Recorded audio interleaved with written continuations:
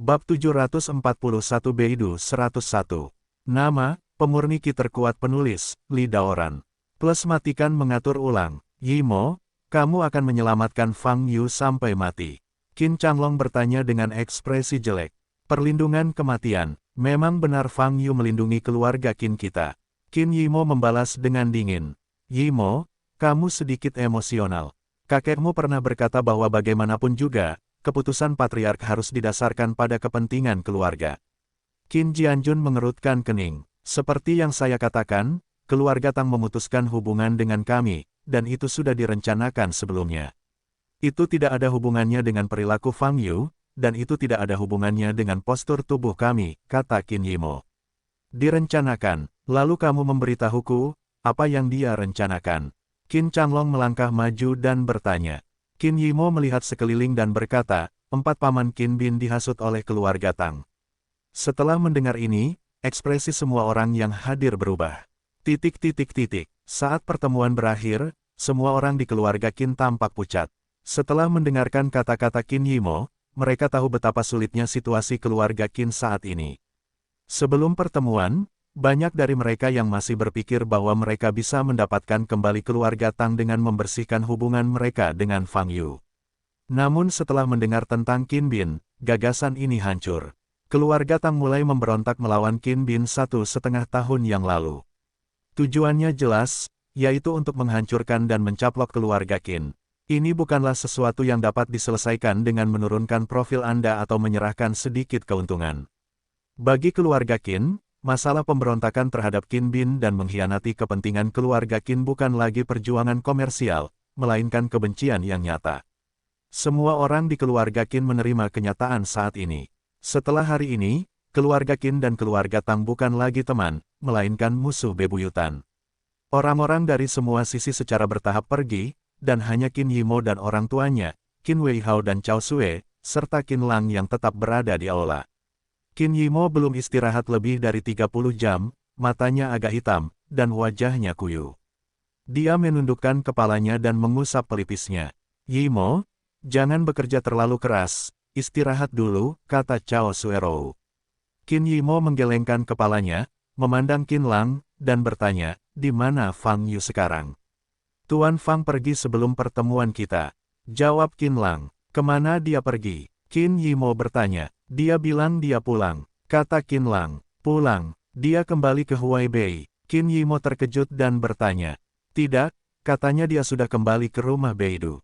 Jika kita ingin menemukannya, kita akan pergi ke rumahnya untuk mencarinya. Alamatnya di Beidou 101, kata Qin Lang. Dia juga punya rumah di Beidou.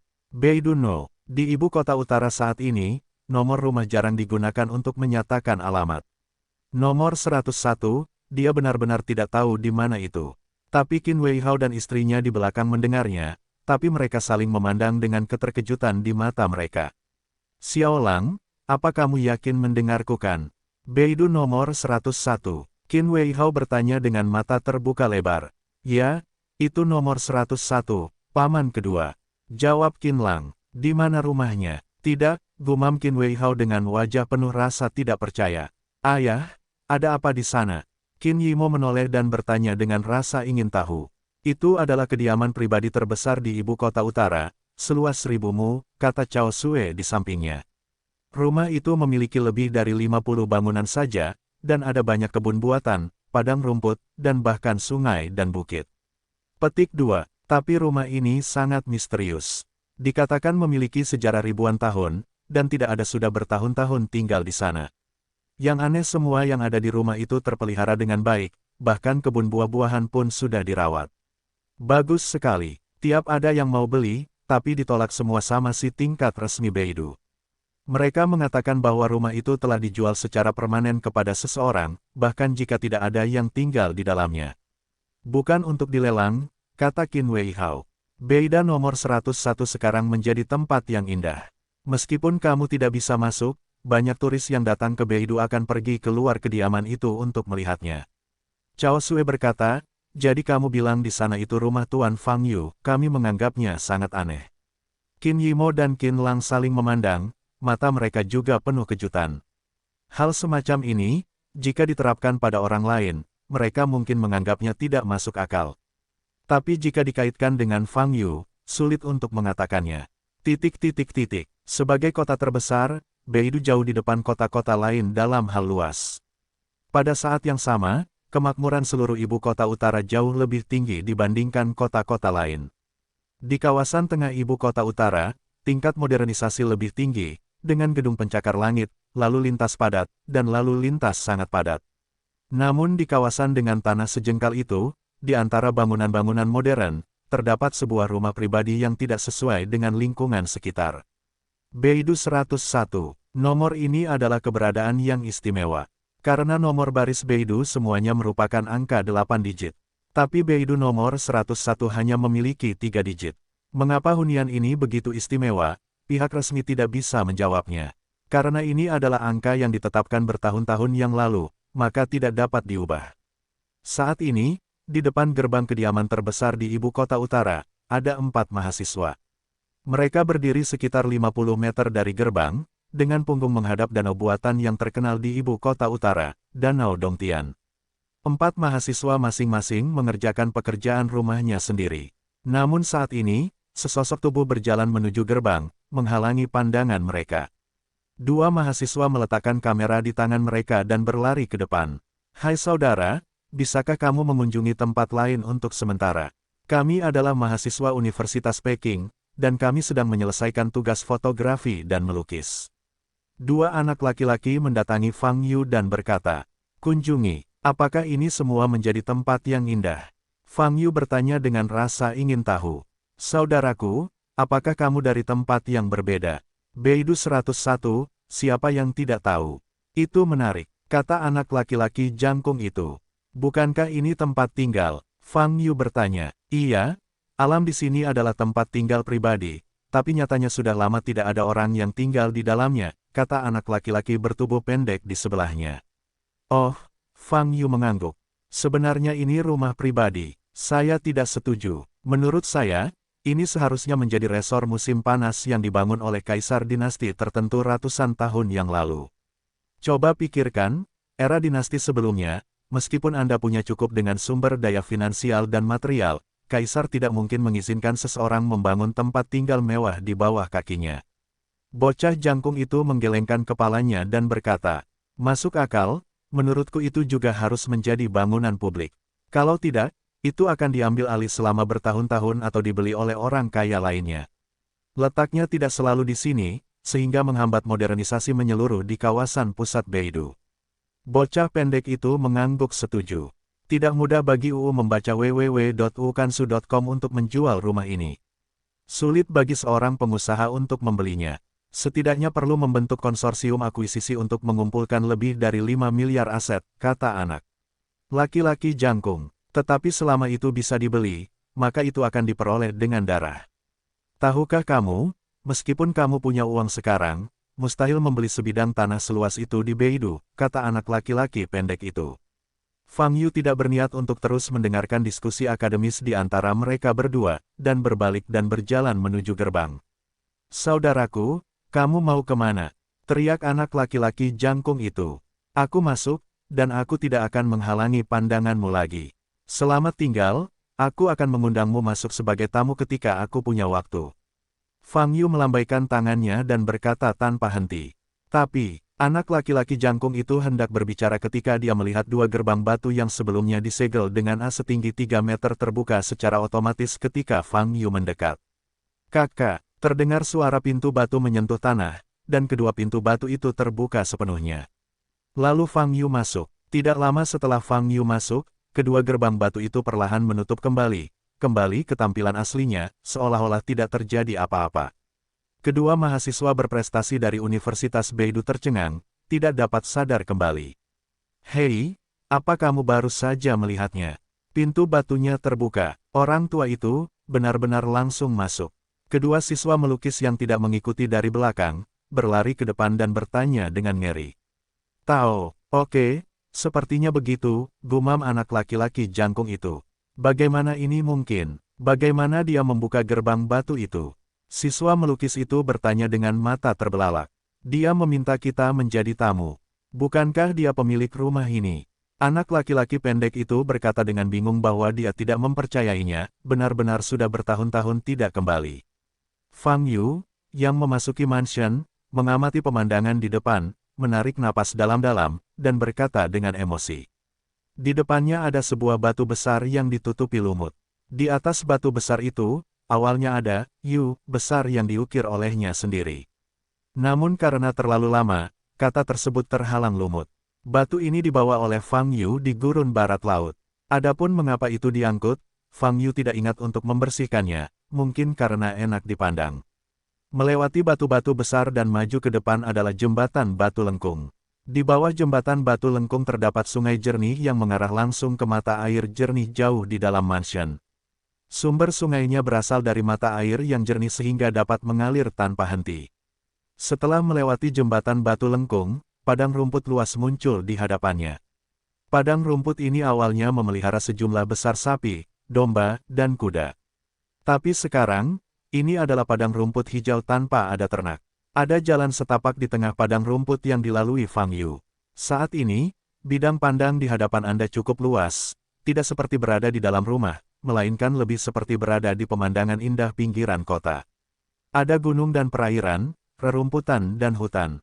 Fang Yu berjalan tanpa terburu-buru, dan butuh hampir 15 menit untuk berjalan melewati pegunungan dan sungai menuju bangunan sebenarnya. Di tempat ini dibangun sebuah bangunan besar. Rumah porselen dengan porselen, bangunan perhiasan dengan permata. Singkatnya, sejumlah besar harta karun ditempatkan di setiap bangunan. Semua barang ini dikumpulkan oleh Fang Yu di masa lalu, dan jumlahnya sedikit. Selain rumah harta karun tersebut, terdapat 5 paviliun kitab suci Buddha, 5 platform seni bela diri, dan 10 bangunan tempat tinggal. Di antara 20 bangunan yang tersisa, Fang Yu ingat bahwa beberapa bangunan berisi beberapa senjata ajaib langka, serta beberapa ramuan berharga. Selebihnya, karena belum menemukan tujuannya, mereka kosong. Begitu saja di sana, gaya bangunan ini sebagian besar berlantai 2 hingga 3, dan tinggi tiap lantai adalah 7 atau 8 meter. Sudah bertahun-tahun tidak kembali, sehingga Fang Yu tidak dapat mengingat barang-barang yang ditempatkan di setiap gedung untuk sementara waktu. Oleh karena itu, ia datang langsung ke sebuah bangunan bambu berlantai 5. Ini adalah bangunan tempat dia paling sering tinggal sebelumnya, dan dapat dianggap sebagai bangunan utama di mansion ini. Bangunan ini terbuat dari bambu hijau dan dilapisi cairan obat anti korupsi. Sudah kuat selama bertahun-tahun, dan masih belum ada tanda-tanda kebobrokan. Deringkan Ling-Ling, Fang Yu baru saja menginjak papan bambu di lantai pertama, dan lonceng angin yang digantung di gerbang segera berbunyi. Fang Yu berjalan langsung ke aula di lantai pertama. Ring ling ling, suara lonceng angin terdengar santai, ringan dan terus-menerus. Jika kamu sudah lama tidak melihatnya, kamu tidak akan keluar untuk bertemu. Lonceng angin kecil. Fang Yu bersandar di kursi anyaman bambu, mengangkat kaki erlang, dan berkata. Deringkan ling ling, lonceng angin dari luar pintu tiba-tiba bertambah frekuensinya. Keluar, kata Fang Yu. Bas. Serangkaian lonceng angin di luar pintu bersinar dengan cahaya redup. Cahaya itu melintas di udara dan terbang ke dalam ruangan, berubah menjadi seorang gadis berusia 7 atau 8 tahun dengan wajah yang sangat imut. Gadis kecil itu mengenakan gaun kecil bermotif bunga biru dengan lonceng angin kecil di lehernya.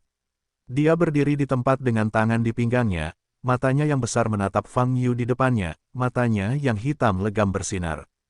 Kupikir kamu sudah lupa di sini, tapi kamu masih tahu bagaimana cara kembali. Xiao Fengling berkata dengan marah. Ini rumahku, bagaimana aku bisa lupa? Fang Yu mengangkat alisnya dan bertanya, itu kamu, mengapa kamu semakin besar? Aku ingin tumbuh dewasa secepat yang aku mau. Aku bisa tampil berbeda setiap hari. Selama aku mau. Xiao Feng Caim jelas penuh amarah dan amarah. Sebagai roh perkakas, kamu adalah yang paling mirip manusia, dan bahkan sikap gadis kecil yang biadab dan disengaja semuanya baik, kamu pantas menjadi senjata ajaib semi-abadi, kata Fang Yu. Tentu saja, aku apa? Kamu bilang aku biadab dan keras kepala. Xiao Fengling mengerti, menjadi lebih marah, dan berbalik untuk pergi. Lupakan saja, aku minta maaf. Fang Yu mengangkat tangannya dan menyerah. Xiao Fengling berbalik, mengerutkan bibirnya, dan berkata, apakah kamu tahu di mana kesalahanmu? Aku tidak tahu, tapi aku tetap minta maaf, kata Fang Yu. Kalau begitu aku, memaafkanmu untuk saat ini. Xiao Fengling menunjukkan senyuman di wajahnya, tapi dia dengan cepat menyatu. Itu diurus dengan baik olehmu. Fang Yu melangkah maju dan mengusap kepala Xiao Feng Chaim dengan tangannya. Hah, tentu saja, aku Yuexian Win Chaim. Tidak ada yang bisa membuatku bingung. Xiao Feng Chaim mengangkat kepalanya dan berkata dengan bangga. 2000 tahun yang lalu, jika seorang biksu mengetahui bahwa lonceng angin Yuexian digunakan dengan cara ini, pasti matanya akan jatuh. Ini adalah lonceng angin Yuexian, senjata ajaib setengah tingkat abadi. Berapa banyak orang yang menyerahkan nyawanya untuk memperjuangkannya? Berapa banyak orang yang menginginkannya dalam mimpi mereka? Tapi di tangan Fang Yu, dia berubah menjadi pelayan rumah. Brutal, suatu hal yang kejam, tetapi tidak ada sapi, domba atau kuda di padang rumput, yang membuat saya sangat kecewa. Fang Yu berkata setelah berbalik. Xiao Feng Chaim mengangkat kepalanya dan berkata dengan sedih, kamu telah membuat peraturan sebelumnya bahwa aku tidak boleh meninggalkan rumah. Kumpulan sapi, domba, dan kuda itu telah lama mati, dan aku tidak bisa keluar dan membeli anak-anakku. Apa yang bisa kulakukan? Oh, ternyata jadi begini. Aku lupa, maaf, kata Fang Yu. Lonceng angin kecil memeluk tangannya di depan dadanya dan mendengus dingin. Saya mungkin akan tinggal di sini untuk beberapa waktu sekarang, kata Fang Yu. Benar-benar, Xiao Feng Chaim mengangkat kepalanya dengan gembira dan bertanya. Tapi kemudian dia menyadari bahwa dia harus berhati-hati, dan segera menundukkan kepalanya. Namun, dia tidak bisa mengatur ekspresinya dengan baik, dan dia masih tersenyum. Melihat penampilan Xiao Feng Chaim yang kusut, Fang Yu tersenyum dan berkata, saya telah menyetujui permintaan seorang teman lama. Saya harus tinggal di sini dan membantu keturunannya menyelesaikan beberapa masalah. Oh, jawab Xiao Feng berpadu. Ngomong-ngomong, sebelum aku berangkat terakhir kali, bukankah aku membuka lahan untuk menanam tanaman obat di daerah belakang pegunungan? Sekarang sudah bertahun-tahun berlalu, apa hasil panennya? Fang Yu bertanya, di sana, panennya bagus. Wajah Xiao Fengling sedikit berubah dan menjawab, pergi, bawa aku ke sini dan lihat, kata Fang Yu. Apakah kamu benar-benar ingin pergi untuk melihatnya? Tidak ada yang perlu dilihat. Xiao Feng Chaim mengangkat kepalanya dan berkata, mengapa aku tidak mengajakmu melihat kebun di depanmu? Bunga dan buah aneh itu hampir akan dipanen. Petik 2. Aku akan melihatnya nanti, aku sangat membutuhkannya untuk melihat situasi di bidang pengobatan. Karena beberapa waktu lalu saya mendapatkan sejenis buah ajaib yang dapat digunakan sebagai sumber kehidupan, kata Fang Yu. Petik 2. Petik 2. Xiao Feng Chaim berdiri di sana dengan pandangan kosong, tanpa berbicara. Cepatlah, kata Fang Yu sambil mengetuk kepala Xiao Feng Chi. Petik 2. Oh baiklah. Xiao Feng Chaim meraih tangan Fang Yu dan berpikir. Wow, sedetik kemudian, Fang Yu dan Xiao Feng Chaim muncul di depan ladang pengobatan seluas 3 hingga 400 meter persegi. Bagian depan ladang obat persis di tempat aliran sungai, sehingga tanahnya sangat lembab. Menanam tanaman apapun di tempat ini akan menghasilkan panen yang baik. Tapi Fang Yu berdiri di depan bidang pengobatan, tapi tercengang. Tidak ada apapun di hadapanku, tanah masih berupa tanah, bahkan tidak ada satupun tumbuhan yang tumbuh. Jika dilihat lebih dekat, terlihat banyak tunas dan akar yang terlihat di tanah. Bagaimana itu bisa terjadi? Kalaupun siklus pertumbuhan tumbuhan ini memakan waktu ratusan tahun, bahkan ada yang memakan waktu ratusan tahun. Namun meski begitu, waktu sudah cukup, dan tidak akan tumbuh begitu saja sampai sekarang. Apa yang sedang terjadi? Fang Yu menundukkan kepalanya gelombang www.novelringan.com gelombang dan menatap Xiao Feng Chi dengan curiga. Little Win Chaim juga menundukkan kepalanya, menjulurkan jarinya. Apa yang terjadi? Fang Yu bertanya sambil mengulurkan tangannya untuk mencubit daging di pipi Xiao Feng Chaim. Oh, sakit, kata lonceng angin kecil dengan menyedihkan. Saya perlu menjelaskan, kata Fang Yu. Petik 2. Aku memakannya. Xiao Feng Chaim tidak tahan dengan tekanan itu dan menjawab. Aku dimakan olehmu. Fang Yu mundur selangkah karena terkejut, begitu banyak tumbuhan langka, kamu benar-benar memakan semuanya. Ya, lonceng angin kecil menundukkan kepalanya dan berbisik, saya tidak ingat sudah berapa lama. Bagaimanapun, pada saat itu, bidang pengobatan telah berkembang pesat dan aroma obatnya sangat kuat. Saya kebetulan lewat di sini dan menciumnya. Bau obat membuat perutku keroncongan. Perut keroncongan. Jadi kamu benar-benar sudah menjadi manusia. Fang Yu tertawa mundur. Itu hanya untuk menggambarkan rasa lapar, saya hanya membuat analogi. Xiao Feng Chaim berkata dengan sedih. Fang Yu memandangi lonceng angin kecil, lalu ke ladang obat yang baru saja mulai bertunas, dan menghela nafas. Untungnya, kamu masih tahu cara mengubur benih di tanah lagi, kalau tidak aku harus memelintir kepalamu, kata Fang Yu.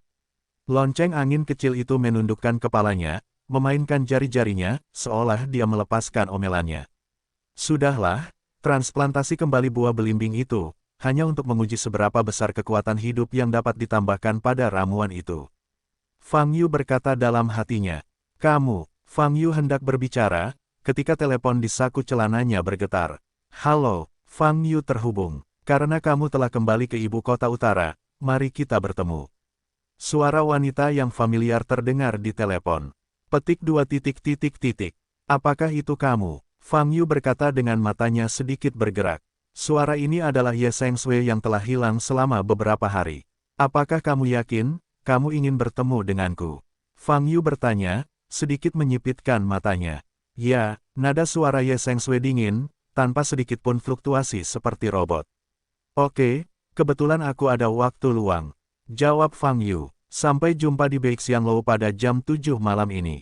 Ye Sengshui berkata dengan dingin, lalu menutup telepon. Fang Yu memasukkan kembali ponselnya ke dalam saku celananya, menyentuh dagunya, dan berpikir. Apa yang baru saja kamu bicarakan? Xiao Feng Chaim maju dan bertanya dengan rasa ingin tahu. Namanya ponsel, itu produk teknologi tinggi, tidak bisa dimakan. Fang Yu berkata dengan singkat. Aku tidak lapar sekarang. Xiao Fengling berkata dengan marah. Fang Yu mengabaikan lonceng angin kecil itu. Saat itu pukul 5.30 sore, dan 1,5 jam sebelum pukul 7. Bagaimana Ye Sengshui tahu bahwa dia datang ke Beidou? Dan apa motivasi Anda bertemu dengannya malam ini? Mungkinkah Ye Sengshui tidak takut ditangkap olehnya? Mata Fang Yu berkedip, dan otaknya berputar cepat. Ketika Ye Sengshui menghilang, dia mengambil pakaian dan bahkan spray di kamarnya. Saat itu, dia berspekulasi bahwa Ye Sengshui, yang dikendalikan oleh pikirannya, ingin mendapatkan nafas darinya. Adapun kegunaannya, dia masih belum tahu, dan telah menunggu dalam diam. Tapi setelah sekian lama, dia tidak mengalami serangan rahasia apapun. Apakah dia ingin menggunakan pertemuan denganku malam ini untuk mendapatkan nafasku lagi? Ini terlalu bodoh. Apakah orang yang mengendalikannya begitu ceroboh? Fang Yu bertanya. Fang Yu tidak berpikir lebih jauh. Bagaimanapun, pada jam 7 malam, selama Ye Sengshui sendiri benar-benar muncul, semua masalah akan terpecahkan. Apakah kamu akan keluar nanti? Xiao Feng berpadu bertanya lagi. Ya, Fang Yu mengangguk. Aku juga ingin jalan-jalan. Xiao Feng Chaim berkata ragu-ragu. Fang Yu mengerutkan kening saat dia melihat wajah polos Xiao Fengling. Lagi pula, lonceng angin kecil hanyalah senjata ajaib. Tapi penampilan yang dia tunjukkan tidak berbeda dengan gadis kecil manusia sungguhan. Fang Yu ingat bahwa sebelum dia pergi dari sini tahun itu, Xiao Feng Chaim masih relatif mekanis, seperti roh pada umumnya. Ia hanya menerima perintah dan jarang mengirimkan berbagai permintaan kesadaran otonom. Namun saat ini, Xiao Fengling tidak hanya telah tumbuh dewasa, tetapi juga IQ dan EQ, dan bahkan kenaifan yang seharusnya dimiliki seorang gadis kecil. Apa itu? Aku sudah tinggal di sini terlalu lama. Aku bisa mengajakmu keluar, tapi mulai hari ini, sikapmu harus benar, kata Fang Yu. Oke, tapi sikapku selalu benar, kata Xiao Fengling gembira. Aku sudah lama kembali, dan kamu bahkan belum meneriakkan sepatah kata pun dari tuannya. Apakah itu sikap yang benar? Fang Yu mengangkat alisnya dan berkata, Tuan, itu dia, kata lonceng angin kecil dengan mulut melotot. Saya harus mengingat namanya di masa depan. Sekarang, saya harus kembali ke Huaibei untuk memindahkan kembali benih belimbing itu. Kata Fang Yu sambil mengangkat tangan kanannya. Cincin halus itu bersinar, dan Fang Yu menghilang di tempatnya dalam sekejap. Xiao Feng Chaim berdiri di sana, menatap kosong ke tempat hilangnya Fang Yu. Dia merasa Fang Yu telah banyak berubah ketika dia kembali kali ini, tetapi dia tidak tahu di mana dia berubah. Fang Yu sampai ke kedalaman taman ekologi, di depan kebun sayur kecil yang telah direklamasi sebelumnya. Berjalan ke kebun sayur kecil, Fang Yu sampai pada posisi paling sentral. Tanah di sini, buah belimbing sudah bertunas.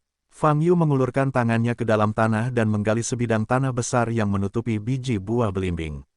Begitu sebidang tanah ini lepas dari tanah, nafas kehidupan yang terpancar dari sayuran hijau di kebun sayur segera menjadi lebih tipis. Fang Yu memandangi sayuran hijau yang tumbuh subur di sekitarnya dan memikirkannya, tetapi dia masih enggan membuangnya begitu saja ke sini. Jadi dia mengambilnya satu persatu dan menaruhnya di ruang penyimpanan di dalam cincin halus.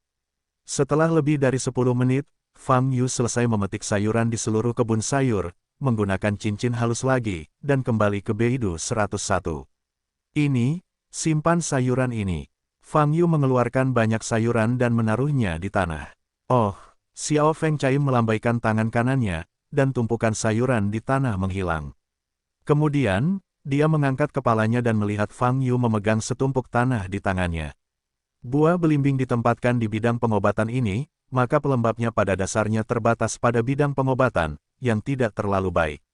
Fang Yu menyentuh dagunya dan berkata pada dirinya sendiri, "Tuan, apa ini?" Xiao Feng Cai berjinjit dan melihat dengan rasa ingin tahu. Fang Yu mengabaikan lonceng angin kecil, tapi melihat ke depan.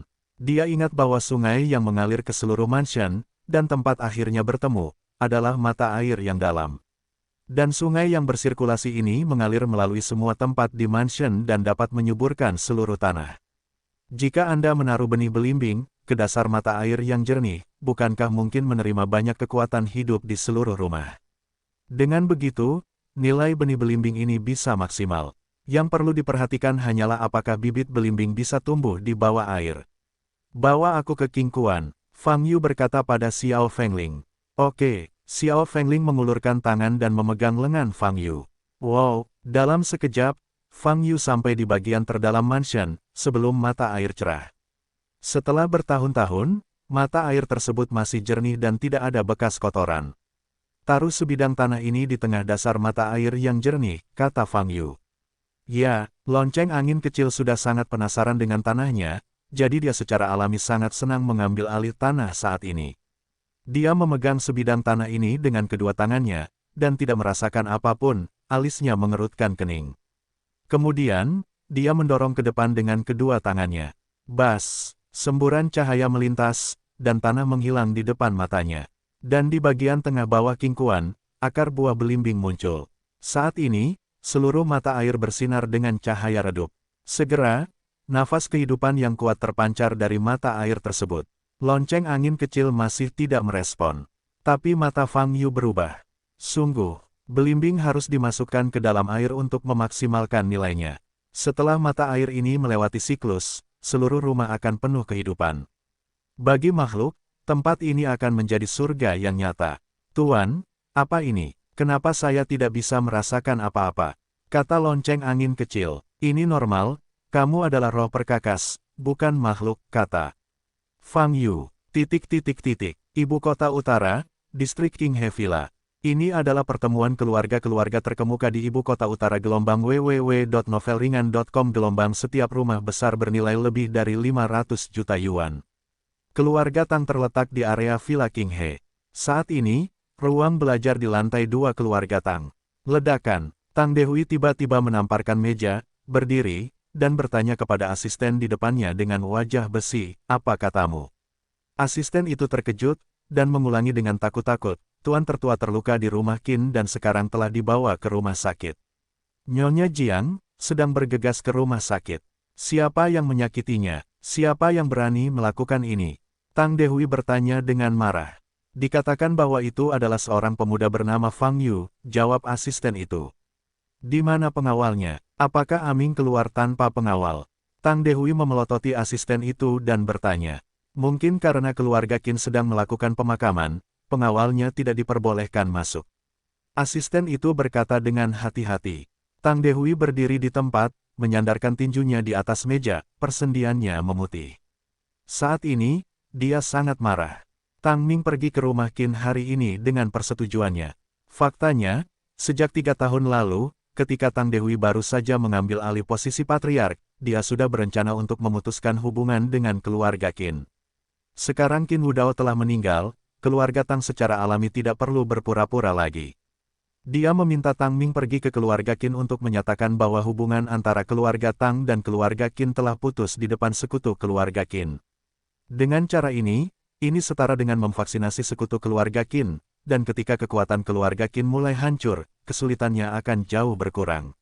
Dia tidak pernah berpikir bahwa tugas sederhana seperti itu akan menyakiti Tang Ming. Saya mendengar bahwa Fang Yu adalah orang yang sangat dihargai oleh para tetua keluarga Qin. Dia menembak dan melukai majikan tertua, yang pada dasarnya dapat dianggap sebagai sikap keluarga Qin. Asisten itu menambahkan, kelompok anjing di keluarga Qin, begitu orang tua Qin Wudao meninggal, apakah mereka berani menjadi begitu sombong? Tang Dehui mengertakkan gigi, matanya bersinar dingin. Kirimkan semua tenaga segera untuk menyelidiki Fang Yu. Tang Dehui menegakkan tubuh dan berkata dengan dingin, selain itu, hari ini, saya akan menghentikan semua kerja sama dengan keluarga Qin. Bahkan jika saya harus membayar harga pelanggaran kontrak, saya akan membiarkan keluarga Qin kehilangan kulit mereka. Pada jam 7 malam, Fang Yu membawa lonceng angin kecil ke Beixianglou, sebuah kedai teh kuno di bagian barat Beidou. Mungkin karena tidak ada tamu lain di seluruh kedai teh. Begitu Fang Yu dan Xiao Fengling mendekati gerbang, seorang wanita cantik dengan gaun teh biru muncul. Apakah itu Tuan Fang? Orang dewasa itu sudah lama menunggu Anda di atas, silakan ikuti saya ke atas. Wanita itu membungkuk pada Fang Yu, melirik lonceng angin kecil, berbalik dan berjalan ke depan. Fang Yu mengikutinya dan masuk, sementara Xiao Fengling berjalan ringan di samping Fang Yu dengan tangan di punggung. Ada bau mulut di mana-mana. Xiao Feng berpadu berkata pada Fang Yu. Fang Yu tidak mengatakan apa-apa, dia sudah merasakan nafas ini. Inilah yang dia pikirkan sebelum berangkat. Ikuti wanita itu ke pintu kamar pribadi di lantai 3. Saat wanita itu membuka pintu kamar pribadi, terlihat sesosok tubuh sedang duduk di kamar pribadi. Ye Sengsui lah yang tidak melihatnya selama beberapa hari. Saat ini, Ye Sengsui berpakaian hitam dan wajahnya masih cantik dan menyenangkan. Hanya dengan ekspresi dingin, dia hanya duduk di depan meja kopi, tak bergerak. Fang Yu dan Xiao Fengling masuk ke kamar pribadi dan duduk di hadapan Ye Sengsui. Fang Yu melirik Ye Sengsui, matanya sedikit bergerak. Ye Sengsui saat ini sama sekali tidak seperti orang dari Ye Sengsui di masa lalu. Tidak peduli nafas atau temperamennya, bahkan tatapan matanya, semuanya sangat aneh. Aku sudah lama tidak melihatnya, bagaimana kabarmu? Fang Yu bertanya. Ye Sengsui mengangkat matanya dan menatap Fang Yu. Tidak ada sedikit pun emosi di mata hitam putihnya. Saya mengundang Anda untuk bertemu hari ini karena saya ingin mendiskusikan kesepakatan dengan Anda. Ye Sengsui berkata dengan hampa. Fang Yu tahu bahwa Ye Sengsui di depannya sepenuhnya dikendalikan oleh orang lain. Apa yang dia katakan juga diucapkan melalui dirinya oleh orang yang mengendalikannya. Oleh karena itu, tidak masuk akal untuk berbicara dengan Ye Sengsui, itu hanya kata-kata kasar. Kamu boleh bicara, tapi kamu harus memberitahuku siapa dirimu. Fang Yu mengambil cangkir teh di depannya, hanya untuk menyadari bahwa cangkir itu kosong. Membuat teh, Fang Yu berkata pada lonceng angin kecil di sampingnya. Little Win Chaim tidak menyangka akan keluar untuk pertama kalinya, tapi juga menjalankan tugas sebagai pelayan, cemberut, berdiri dan membuat teh. Anda seharusnya sudah menebak asal-usul saya. Orang-orang saya telah beberapa kali berkonflik dengan Anda. Kata Ye Sengsui. Sekte setan. Fang Yu bertanya, sedikit mengangkat alisnya. Kesepakatan yang ingin saya bicarakan dengan Anda terkait dengan pemilik tubuh ini. Ye Sengsui melanjutkan, benar saja, itu adalah sekte iblis. Fang Yu bersandar di kursinya, memandang Ye Sengsui di depannya, dan bertanya, mari kita bicara. Saya bisa mengembalikan Nona Ye ini kepada Anda, tetapi Anda harus menerima syaratnya. Kata Ye Sengsui, kondisi apa? Fang Yu bertanya, mulai sekarang, kamu tidak dapat lagi menghalangi tindakan apapun dari sekte iblis kami. Ye Sengsui berkata secara mekanis. Oh, aku tidak pernah dengan sengaja menghalangi tindakanmu. Fang Yu tersenyum, kaulah yang berlari ke pintu sendirian. Aku tidak bisa menahannya. Ye Sengsui tidak berbicara. Juga, alasanmu duduk di sini hari ini untuk menegosiasikan persyaratan denganku. Apakah karena kamu tidak bisa menggunakan nafasku untuk menyakitiku? Fang Yu bertanya sambil bercanda. Ketika Ye Sengsui menghilang, dia mengambil banyak barang milik Fang Yu. Jelas sekali, ide pertama dari Sekte Iblis adalah menggunakan barang-barang ini dengan nafas Fang Yu untuk melakukan mantra atau sihir gu tertentu yang menyebabkan kerusakan fatal pada Fang Yu. Alhasil, jelas gagal. Jika tidak, Sekte Iblis tidak akan menemukan Fang Yu untuk bertemu dan membicarakan apa yang disebut kesepakatan ini. Transaksi ini pada dasarnya adalah kompromi yang tidak berdaya dari kultus iblis. Terlepas dari masa lalu, Sekte Iblis kami tidak ingin menjadi musuhmu. Aku juga tahu betul bahwa orang kuat sepertimu tidak akan menginginkan terlalu banyak hal sepele. Ye Sengsui berkata lagi, jadi, transaksi ini adalah situasi yang saling menguntungkan, selama Anda bersedia menyetujui persyaratan kami. Jika saya tidak setuju, apa yang dapat Anda lakukan? Fang Yu bertanya, maka Nona Ye akan selalu menjadi anggota Sekte Iblis kita, dan dia tidak akan pernah bisa mendapatkan kembali kewarasannya. Nada suara Ye Sengsui menjadi lebih dingin. Oh, kalau begitu kalau aku berjanji pada syaratmu, bagaimana kamu bisa menahanku? Fang Yu bertanya, sederhana sekali, Anda hanya perlu menandatangani kontrak jiwa dengan kami dan bersumpah untuk tidak pernah menjadi musuh Sekte Iblis kami. Jika Anda melanggarnya, kontrak tersebut akan berlaku dan menelan jiwa Anda. Kata Ye Sengsui, ini terlalu kejam. Fang Yu mengangkat alisnya dan berkata, Tuan, tehmu. Xiao Fengling memberi Fang Yu secangkir teh Longjing yang diseduh. Fang Yu menyesapnya dan bertanya, apa yang kamu sebut tidak dapat dihalangi, apakah itu sebenarnya mengacu pada Zhao Xinan? Ye Sengsui tidak berbicara, saya ingin tahu, mengapa Anda membawa pergi Zhao Xinan? Fang Yu bertanya, itu bukan urusanmu. Ye Sengsui berkata, kesepakatan yang kita bicarakan hari ini adalah apa yang baru saja saya katakan. Jika Anda setuju, kita dapat segera menandatangani kontrak jiwa. Jika Anda tidak setuju, maka kita harus iblis. Sekte adalah musuh. Fang Yu, Sekte Iblis kami menghormati kekuatanmu, tapi bukan berarti dia takut padamu. Saya bisa memberi Anda cukup waktu untuk mempertimbangkan apakah akan menerima kondisi ini. Jangan pikirkan itu, aku menolak. Fang Yu meminum teh di cangkir dalam sekali teguk, meletakkan cangkir itu di atas meja kopi, dan berkata, kalau begitu, Ye Sengsui segera meledak dengan momentum. Di saat yang sama, aura dingin milik Sekte Iblis datang dari segala arah. Lampunya menyala, Fang Yu menatap Ye Sengsui, yang hendak pergi, cahaya putih menyilaukan tiba-tiba terpancar dari pupilnya. Saat ini, Ye Sengsui baru saja melihat Fang Yu. Saat dia menyentuh murid Fang Yu, gerakan Ye Sengsui menjadi kaku. Ledakan, dia jatuh ke tanah dengan kaku, menatap Fang Yu dengan mata dingin. Kamu tidak bisa menyelamatkannya, aku akan mencabik-cabik jiwanya sekarang. Ye Sengsui berkata dengan sengit. Kamu harus mempertimbangkan apakah kesadaran spiritualmu dapat meninggalkan tubuhnya atau tidak. Fang Yu tersenyum dingin dan memandang Xiao Fengling. Xiao Feng Chaim segera mengulurkan tangannya, mengarahkan ke Ye Sengsui, dan dengan ringan meraihnya.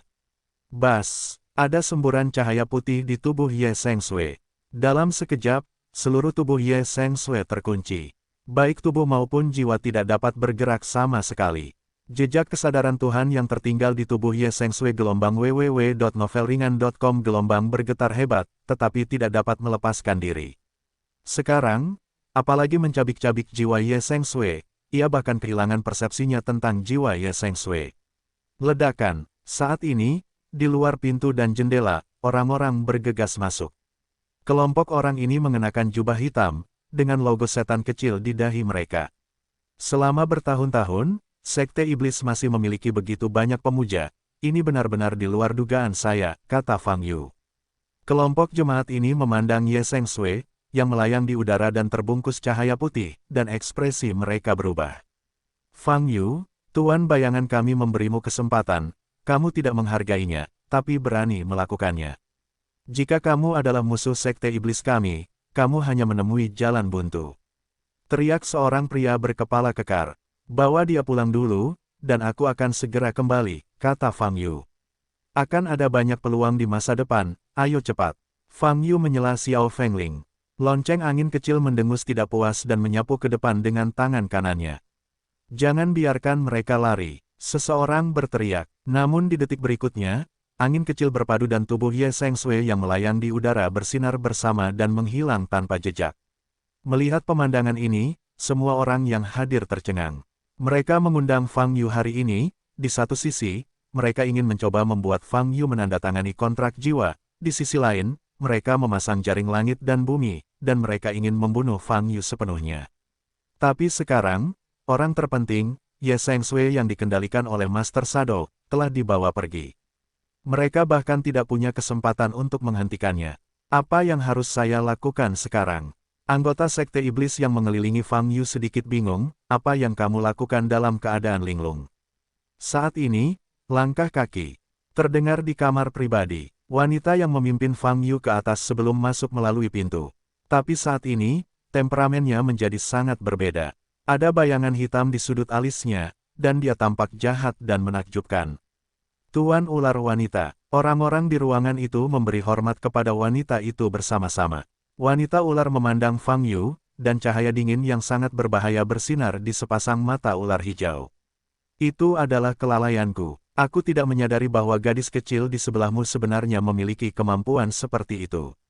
Ibu ular itu memuntahkan inti merahnya dan berkata dengan dingin. Markas besar Sekte Iblismu ada di ibu kota utara.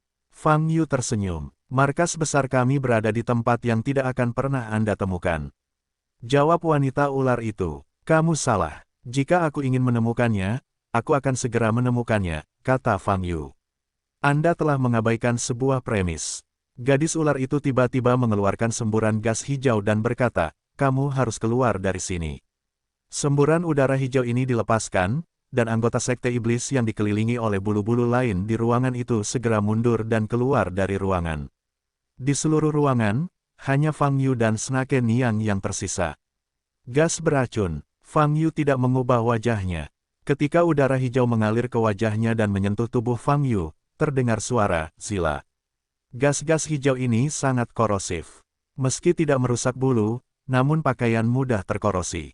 Saat ini, Fang Yu belum melakukan gerakan apapun, tetapi cahaya keemasan samar muncul di tubuhnya, seperti terakhir kali dia menghadapi Necromancer.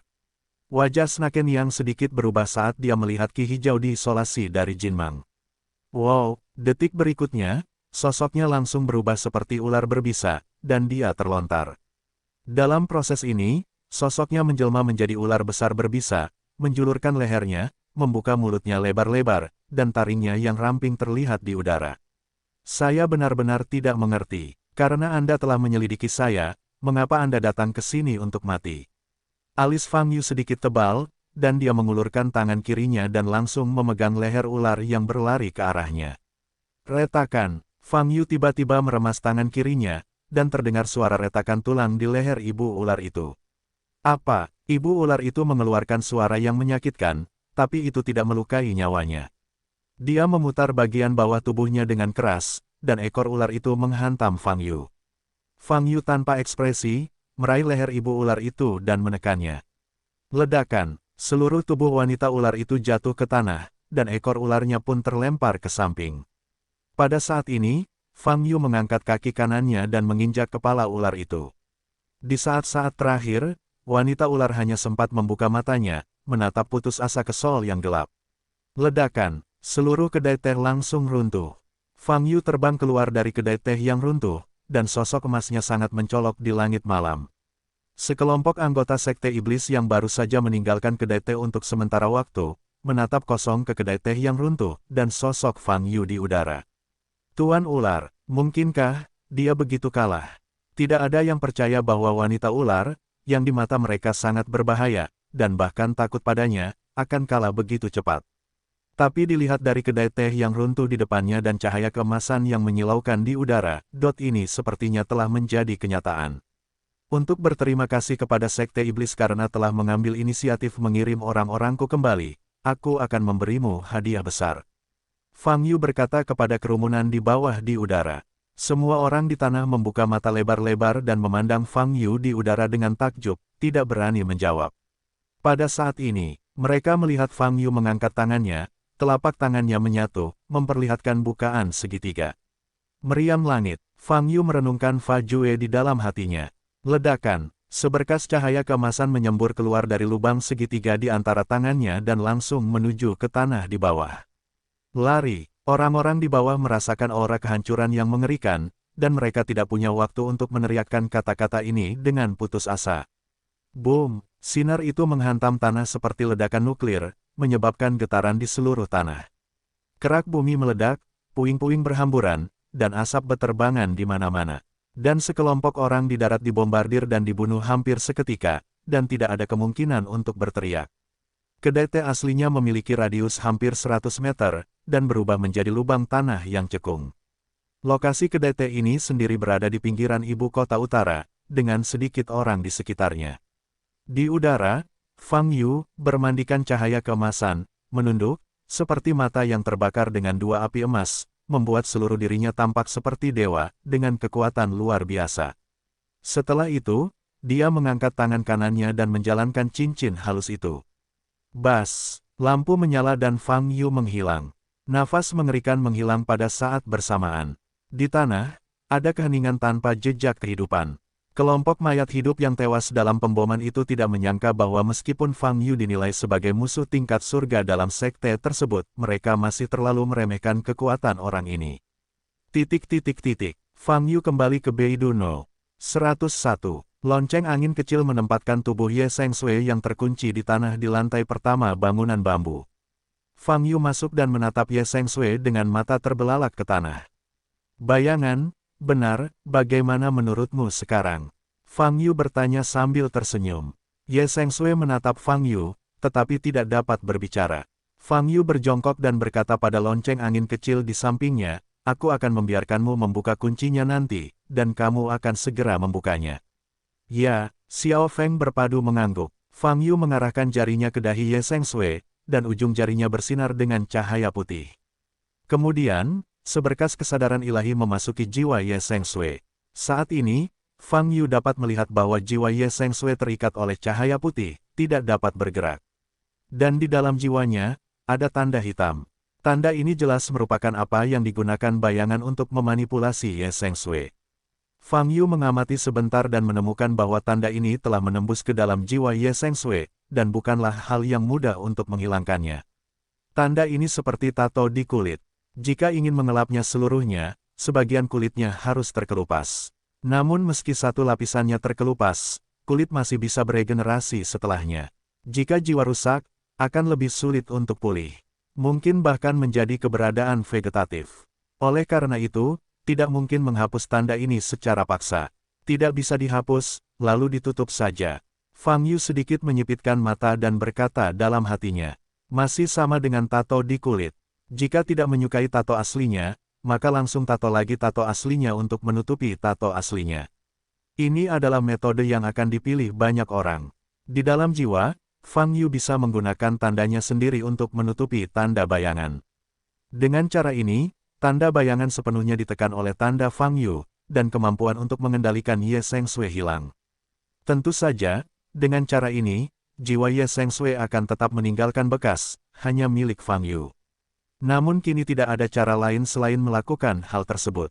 Kedepannya, Fang Yu perlahan-lahan akan mempelajari ilmu tentang spiritisme, dan pada saat itu harus ada cara untuk menghilangkan tanda tersebut sepenuhnya. Memikirkan hal ini, Fang Yu segera mulai melakukannya. Dia secara langsung mencap pengetahuan spiritualnya pada posisi tanda bayangan. Pada saat ini, Fang Yu menyipitkan matanya sedikit, membiarkan kesadaran ilahi menutupi sepenuhnya tanda hitam yang ditinggalkan oleh bayangan. Butuh waktu sekitar 5 menit dan Anda selesai. Kamu bisa membukanya, kata Fang Yu. Lonceng angin kecil merentangkan tangannya keluar. Ikatan dalam jiwa Ye Sengsui segera menghilang. Bising. Di saat yang sama, gumpalan udara hitam terbang keluar dari tubuh dan menghilang di udara. Pada saat ini, jiwa Ye Sengsui memiliki tanda emas ekstra terang. Menyelesaikan, kesadaran spiritual Fang Yu keluar dari tubuh Ye Sengsui. Pada saat ini, Ye Sengsui menutup matanya rapat-rapat, tetapi matanya sudah berubah, dan dia jelas memulihkan kewarasan aslinya. Tuan, siapa orang ini? Tanya angin kecil yang berpadu di samping. Petik 2. Dia akan menjadi penolongmu, kata Fang Yu. Pembantu apa? Xiao Fengling mengerutkan kening dan bertanya. Jaga rumah besar ini bersamamu, kata Fang Yu. Aku tidak membutuhkan bantuan. Aku bisa menyelesaikannya sendiri. Xiao Feng Chaim bereaksi, seolah takut Ye Seng Sui akan merebut posisinya. Dia menggelengkan kepalanya dan menolak. Jangan khawatir, semuanya akan didahulukan, lalu kamu harus menjadi bosnya, dan dia akan membantumu, kata Fang Yu. Jadi, itu hampir tidak bisa diterima. Xiao Fengling menyentuh keningnya dan berkata. Saat keduanya berbicara, Ye Seng Sui perlahan membuka matanya. Melihat pemandangan di depannya, dia tertegun sejenak, lalu menoleh gelombang www.novelhall.com gelombang dan melihat Fang Yu berdiri di depannya. Tuan Fang, Ye Seng Sui mengertakkan gigi dan duduk. Bangun, apakah kamu ingat apa yang terjadi selama ini? Fang Yu bertanya. Petik 2 titik titik titik. Ya, saya bisa menyadari semua yang saya lakukan, tapi saya tidak bisa mengendalikan diri. Ye Seng Sui menatap tangannya dan berkata dengan suara rendah. Kali ini adalah mimpi buruk baginya. Dia melihat begitu banyak pemandangan buruk di Sekte Iblis, dan dia masih merasa tercekik dan ketakutan saat memikirkannya. Tuan Fang, terima kasih telah menyelamatkan saya lagi. Ye Seng Sui berlutut di tanah. Fang Yu mundur selangkah dan menatap Xiao Feng Chaim. Terima kasih, sejak hari ini, kamu telah mempermainkanku. Xiao Fengling melangkah maju dan berkata dengan kepala tegak. Titik titik titik. Rumah sakit ketiga Beidou, di bangsal tunggal tingkat lanjut. Tang Ming sedang berbaring di ranjang rumah sakit dengan kain kasa menutupi banyak bagian wajahnya, tapi dia sudah bangun. Tang Dehui dan istrinya Jiang Heiwei berdiri di samping ranjang rumah sakit. Ayah, aku tidak peduli dengan hal lain. Aku hanya ingin Fang Yu mati sekarang. Aku harus membuatnya mati. Tang Ming berkata dengan kepahitan di matanya, mengertakkan gigi. Jangan khawatir, kamu bisa menyembuhkan lukamu. Fang Yu ini, aku pasti akan mengatasinya. Tang Dehui berkata dengan sungguh-sungguh. Iya, Xiao Ming, jangan terlalu banyak berpikir. Generasi Qi hanya akan melukai tubuhmu. Ayahmu pasti akan membantumu membalas dendam.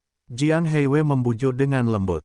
Tang Dehui hendak menanyakan sesuatu, tetapi menerima telepon. Melihat ide penelepon, Tang Dehui sedikit mengernyit dan menyambungkan panggilan. Bagaimana penyelidikannya? Tang Dehui bertanya dengan dingin.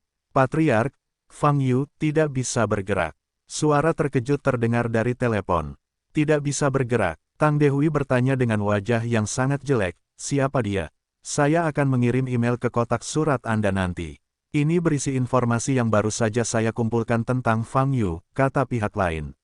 Ayo cepat. Tang Dehui selesai berbicara dan menutup telepon. Melihat wajah Tang Dehui yang sangat muram, Jiang Heiwei melangkah maju dan ingin bertanya. Ayah, apakah kamu sudah menemukan informasi tentang anjing brengsek ini? Tang Ming di ranjang rumah sakit bertanya. Tang Dehui memandang Tang Ming dan berkata dengan sungguh-sungguh, Ahu bilang sudah ditemukan. Saya menunggu emailnya. Apa maksud Ahu kalau dia tidak bisa bergerak? Fang Yu ini tidak bisa bergerak. Tang Ming bertanya dengan penuh semangat. Petik 2 titik titik titik. Dia bilang begitu. Jawab Tang Dehui. Sial, seekor anjing dari keluarga Qin, kenapa kita tidak bisa menyentuhnya? Aku terluka seperti ini di depan banyak orang, dan kejadian ini tidak boleh dilupakan. Tang Ming sangat marah dan hampir duduk. Xiao Ming, tenanglah. Jiang Heiwei buru-buru melangkah maju untuk menenangkan emosi Tang Ming. Jangan khawatir, ini hanya penilaian Ahu. Bisa atau tidaknya aku menggerakkannya, tunggu sampai aku melihat kecerdasannya. Tang Dehui mengerutkan kening. Saat ini, ponsel Tang Dehui berdering dan surat tiba. Tang Dehui mengangkat telepon dan membuka email.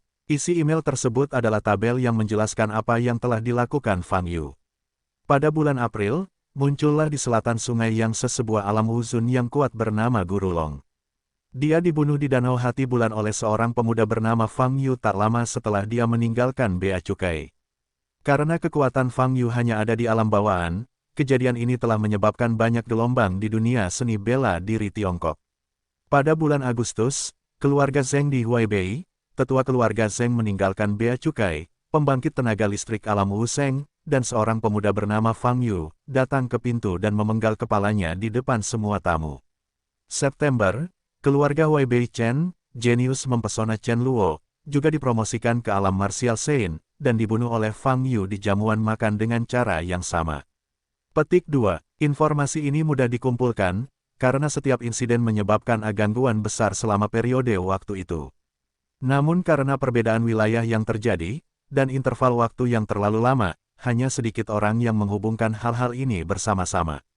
Tentu saja, karena tidak ada foto yang tersisa di setiap kejadian, jadi saya tidak dapat memastikan apakah Fang Yu dalam insiden yang tercantum di atas adalah Fang Yu yang melukai Tuan Muda.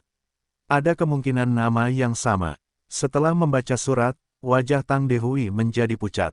Jika informasi dalam email itu benar, dia telah mendengar tentang dua keluarga seni bela diri dari keluarga Zheng di Huaibei dan keluarga Chen di Huaibei, dan dia pernah berurusan dengan mereka sekali atau dua kali.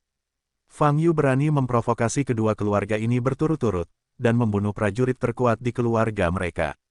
Kekuatan dan keberanian semacam ini sungguh luar biasa. Ayah, coba aku lihat.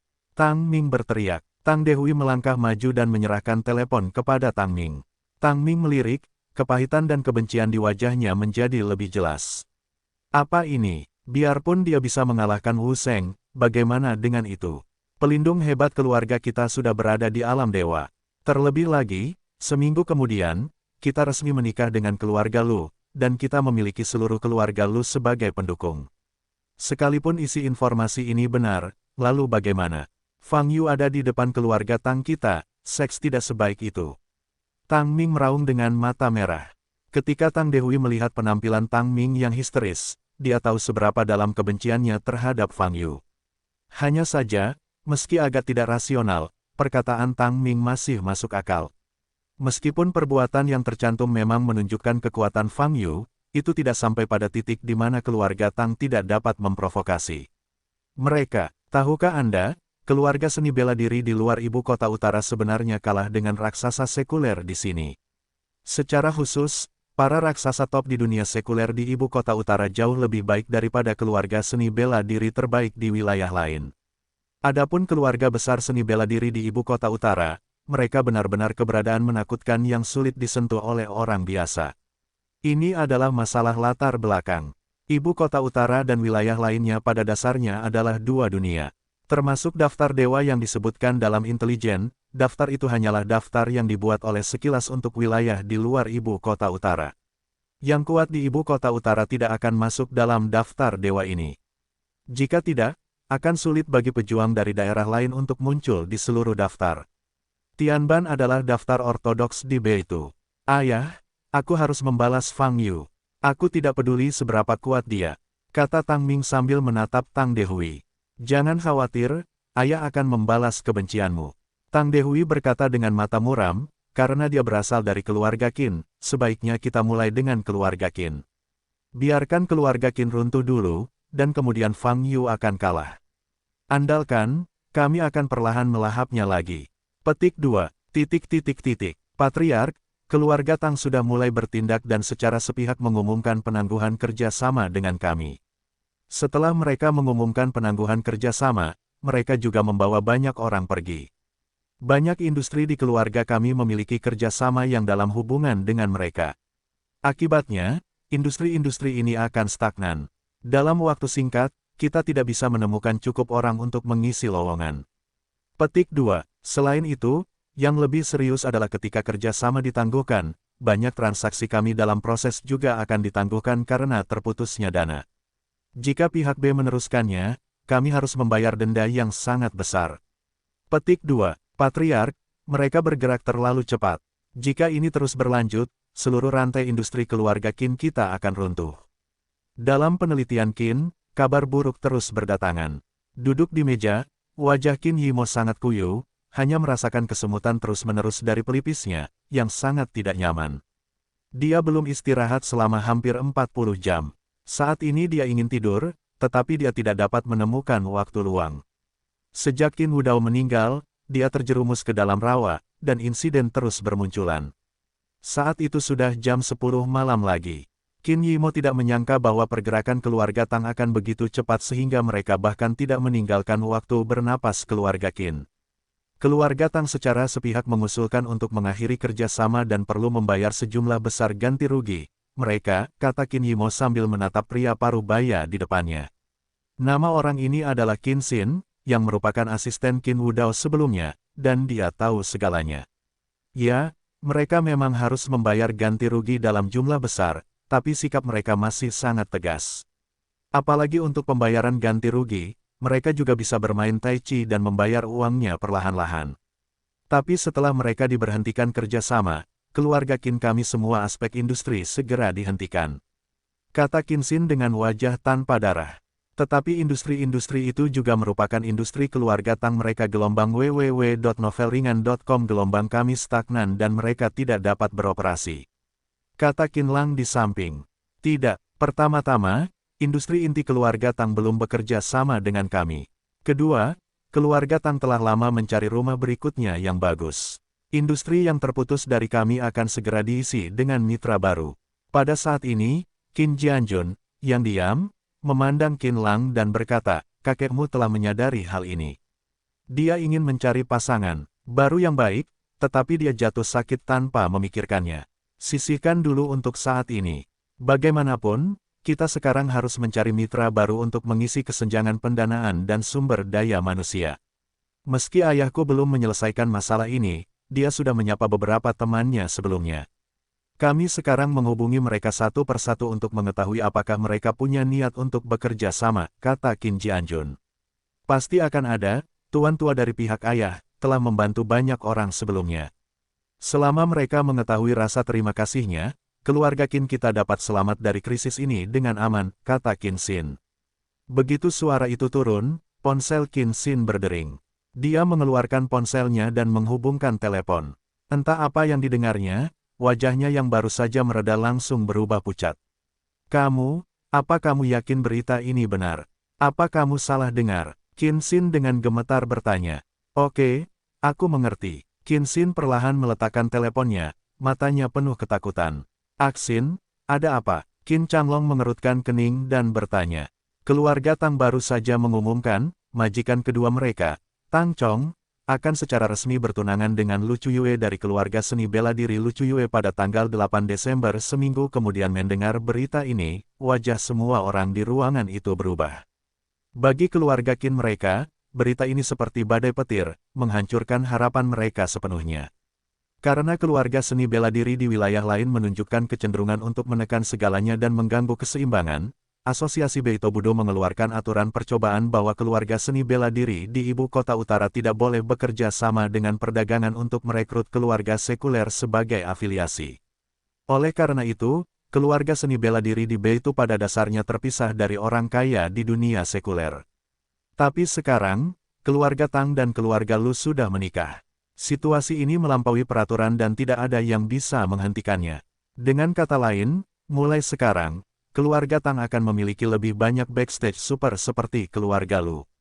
Dengan cara ini, di dunia sekuler, keluarga yang dapat menstabilkan keluarga Tang dapat dihitung dengan satu tangan. Oleh karena itu, keluarga Qin ingin mencari pasangan baru, tetapi gagal juga. Saat ini, semua orang yang datang ke keluarga Qin untuk berkabung telah melihat apa yang terjadi dan mengetahui bahwa hubungan antara keluarga Tang dan keluarga Qin telah hancur total. Sekarang, saya telah menerima berita ini lagi. Saat ini, berani membantu keluarga Qin sama dengan berdiri di sisi berlawanan dari keluarga Tang. Siapa yang berani menyinggung keluarga dengan keluarga seni bela diri sebagai belakang panggung? Bukan siapa-siapa. Qin Changlong memandang Qin Yimo dengan wajah hijau, dan berkata dengan marah, sekarang tidak apa-apa. Ini sudah benar-benar berakhir. Seharusnya tidak seperti ini. Jika Fang Yu tidak mengalahkan Tang Ming seperti ini, keluarga Tang akan melakukannya, tidak memilih untuk melanggar kontrak dan memutuskan hubungan dengan kami. Qin Jianjun merosot di kursi dengan ekspresi sedih di wajahnya. Mungkinkah ayahku baru saja meninggal dan keluarga Qin akan runtuh? Jika ini masalahnya, bagaimana kita bisa layak untuk ayahku? Qin Jianjun bergumam pada dirinya sendiri. Saat ini, Qin Yimo, yang sedang duduk di kursi, mencapai batas kesabaran, tidak peduli kondisi emosional atau fisiknya. Warna merah pucat muncul di wajahnya. Paman Xin, beri aku informasi kontak calon sekutu yang ditinggalkan kakekku, dan aku akan menanyakannya satu persatu.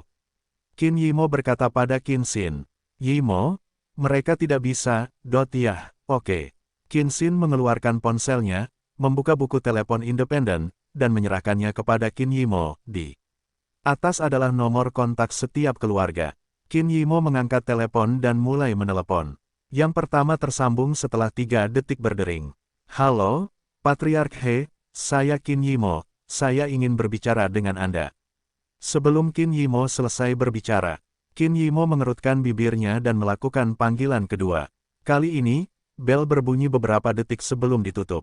Qin Yimo tidak menyerah, dan melakukan panggilan ketiga, keempat, dan kelima satu demi satu.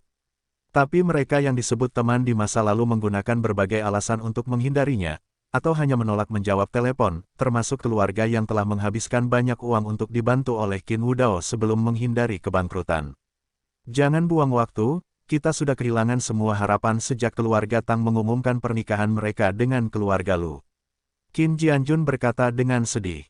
Qin Changlong menutupi wajahnya, duduk di sofa, tidak bergerak, jelas putus asa. Masalah terbesar kami saat ini adalah kesenjangan pendanaan. Qin Yimo mengangkat kepalanya, memandang Qin Xin, dan bertanya, berapa banyak dana yang dibutuhkan untuk mengisi kesenjangan tersebut. Sejauh ini, dibutuhkan setidaknya 4 miliar uang tunai untuk mengisi kesenjangan dalam rantai modal. Qin Xin menundukkan kepalanya untuk menghitung dan berkata, aset yang dapat digadaikan oleh keluarga Qin kami bernilai hingga 10.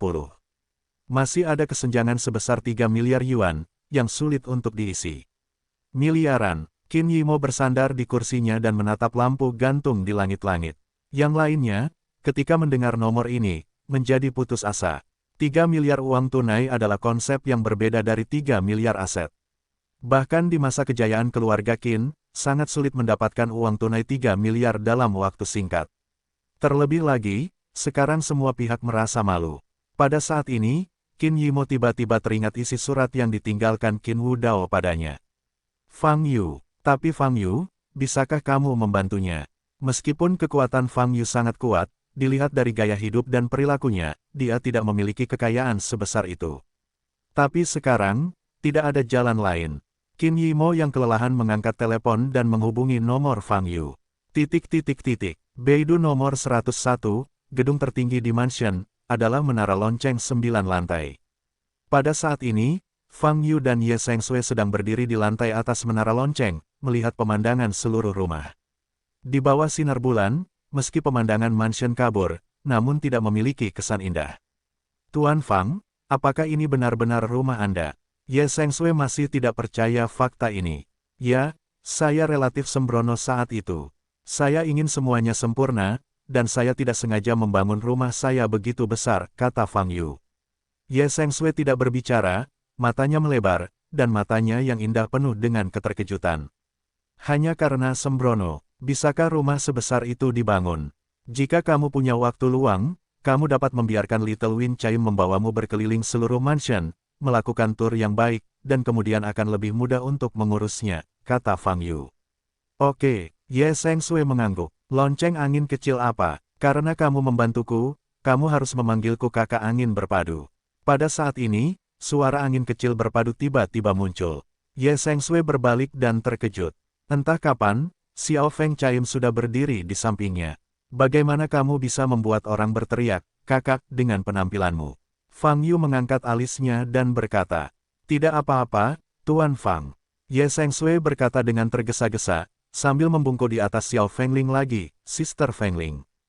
Huff, ini lumayan. Xiao Fengqin mengangkat kepalanya dengan ekspresi bangga. Fang Yu mengerutkan kening dan hendak memukul lonceng. Angin kecil. Saat ini, ponselnya berdering. Telepon itu datang dari Qin Yimo, dan Fang Yu menjawab panggilan itu.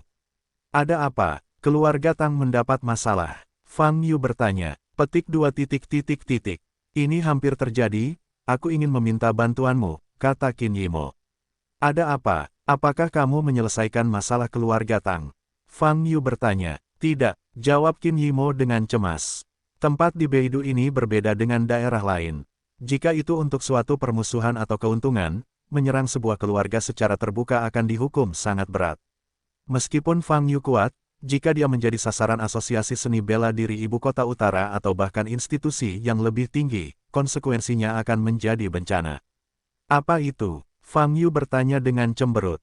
Aku ingin bertanya padamu, apakah kamu punya uang? Qin Yimo bertanya dengan ragu-ragu.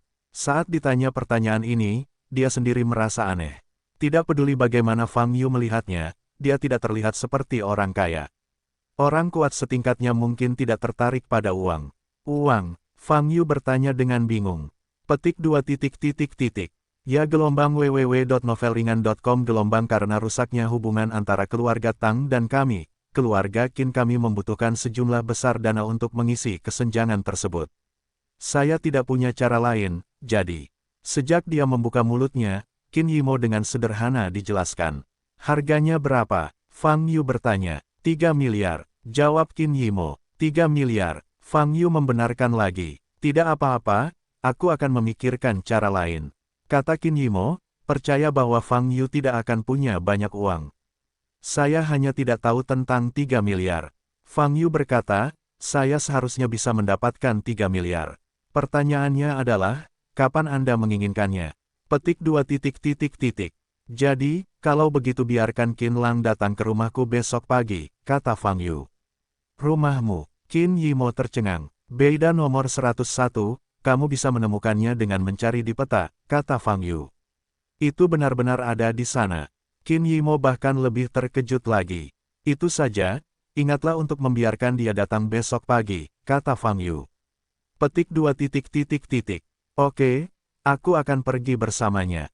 Jawab Qin Yimo. Setelah menutup telepon, Fang Yu memandang Xiao Feng Chaim. Kenapa kamu menatapku seperti ini? Xiao Feng Chaim mundur dan bertanya. Harta yang kusimpan itu, kamu tidak memakannya. Fang Yu bertanya, sedikit menyipitkan matanya. Kamu, apa menurutmu aku memakan semuanya? Aku hanya mengambil sedikit bahan obat. Xiao Fengling cemas dan terhentak. Sedikit bahan obat, sepertinya kamu belum menyadari seberapa besar kesalahan yang kamu buat. Fang Yu tersenyum tipis dan melangkah maju. Tuan, saya salah, saya benar-benar salah. Xiao Feng Chaim mundur lagi dan lagi, berpura-pura menyedihkan. Fang Yu melangkah maju, meraih kepalanya dengan satu tangan, dan meraih seluruh tubuhnya. Lalu, cubit daging pipi kirinya dengan tangan dan uleni kuat-kuat. Lonceng angin kecil tidak bisa melepaskan tangan Fang Yu sama sekali, jadi dia harus melihat ke belakang Ye Sengsui untuk mencari bantuan. Ye Sengsui hanya bisa tersenyum meminta maaf, beraninya dia menghentikan Fang Yu. Titik titik titik. Pada jam 9 keesokan paginya, Xiao Feng Chaim mengirim Qin Yimo dan Qin Lang yang berkunjung ke Fang Yu. Pada saat ini, Fang Yu baru saja bangun dari tempat tidur dan sedang menjalani rutinitas kesehatan dan olahraga. Sejak kemarin saya menaruh bibit belimbing ke dasar mata air jernih, vitalitas seluruh mansion menjadi kaya. Dengan begitu, kehidupan di sini menjadi lebih nyaman. Tuan Fang, pada saat ini, Qin Yimo dan Qin Lang membuka mata lebar-lebar dan tampak tidak bisa dipercaya. Mereka tidak menyangka bahwa rumah besar ini, yang berdiri di tengah Beidou, seluas 1000 hektar, benar-benar adalah rumah Fang Yu. Selamat pagi, Fang Yu, tersenyum. Aku belum sarapan, aku bisa mentraktirmu makan malam nanti. Tapi sebelum itu, mari kita berbisnis dulu. Fang Yu memandang Xiao Feng Chaim dan berkata, bawa kami ke gedung harta karun. Bangunan mana yang harus dituju? Xiao Feng berpadu bertanya. Terserah, itu sama saja, kata Fang Yu.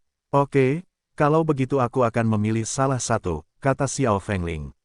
Setelah berbicara, Xiao Feng Chaim melambaikan tangan kanannya ke depan. Fang Yu dan orang lain yang hadir, membawanya dan menghilang bersama. Dan Ye Sengsui, di belakang bangunan bambu, sedang membuat sarapan untuk Fang Yu. Keempat orang itu muncul di depan sebuah bangunan 3 lantai seluas sekitar 400 meter persegi. Dengan lambaian lonceng angin kecil, pintu gedung langsung terbuka. Cahaya dari luar gedung menyinari bagian dalam, langsung menimbulkan pantulan yang kuat. Segala jenis harta karun memantulkan segala jenis cahaya. Masuk, kata Fang Yu sambil berjalan ke depan. Qin Yimo dan Qin Lang diam di tempat selama beberapa detik, kedua saudara perempuan itu saling memandang, mata mereka penuh dengan keterkejutan, dan kemudian mereka melangkah masuk. Di lantai pertama, itu seperti ruang pameran dengan berbagai lukisan, buku fotokopi, dan puisi tergantung di dinding. Di tanah, pertama-tama Anda dapat melihat banyak patung, serta porselen yang diletakkan secara acak di rak. Lebih jauh ke dalam, Anda dapat melihat tumpukan permata, manik-manik, dan seluruh kotak berisi bongkahan emas. Sekilas saja, Qin Yimo dan Qin Lang merasakan detak jantung yang cepat dan kemacetan otak. Seluruh lantai penuh dengan perhiasan emas dan perak. Ini hanya satu lantai, ada 2 lantai lagi di atas. Saya sangat suka mengoleksi barang-barang ini, tapi sekarang saya tidak merasakannya sama sekali. Sepertinya mentalitas saya masih semakin tua. Fang Yu melihat berbagai harta karun di sekitarnya dan berkata dengan emosi. Fang, Tuan Fang, kata Qin Lang, suaranya bergetar. Kamu mau 3 miliar kan? Ambil saja sesukamu. Aku tidak yakin apakah aku bisa mendapatkan 3 miliar kembali ke sini, kata Fang Yu. Qin Lang membuka matanya lebar-lebar dan melihat buku kapi di dinding di sampingnya. Perjalanan Siting. Ini adalah copybook yang sangat terkenal di dunia kaligrafi, yang ditulis oleh Chen Huanzi, ahli kaligrafi terhebat yang diakui. Saat ini yang beredar di luar adalah salinan, dan karya aslinya menghilang setelah jatuh ke tangan Kaisar 600 tahun lalu.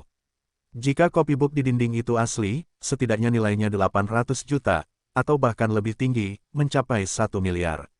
Tuan Fang, Siting Travels ini, apakah ini asli? Qin Lang menelan ludah dan bertanya. Yah, tentu saja itu benar. Fang Yu berkata, tapi terkadang aku harus menghargai hal-hal seperti kaligrafi dan lukisan.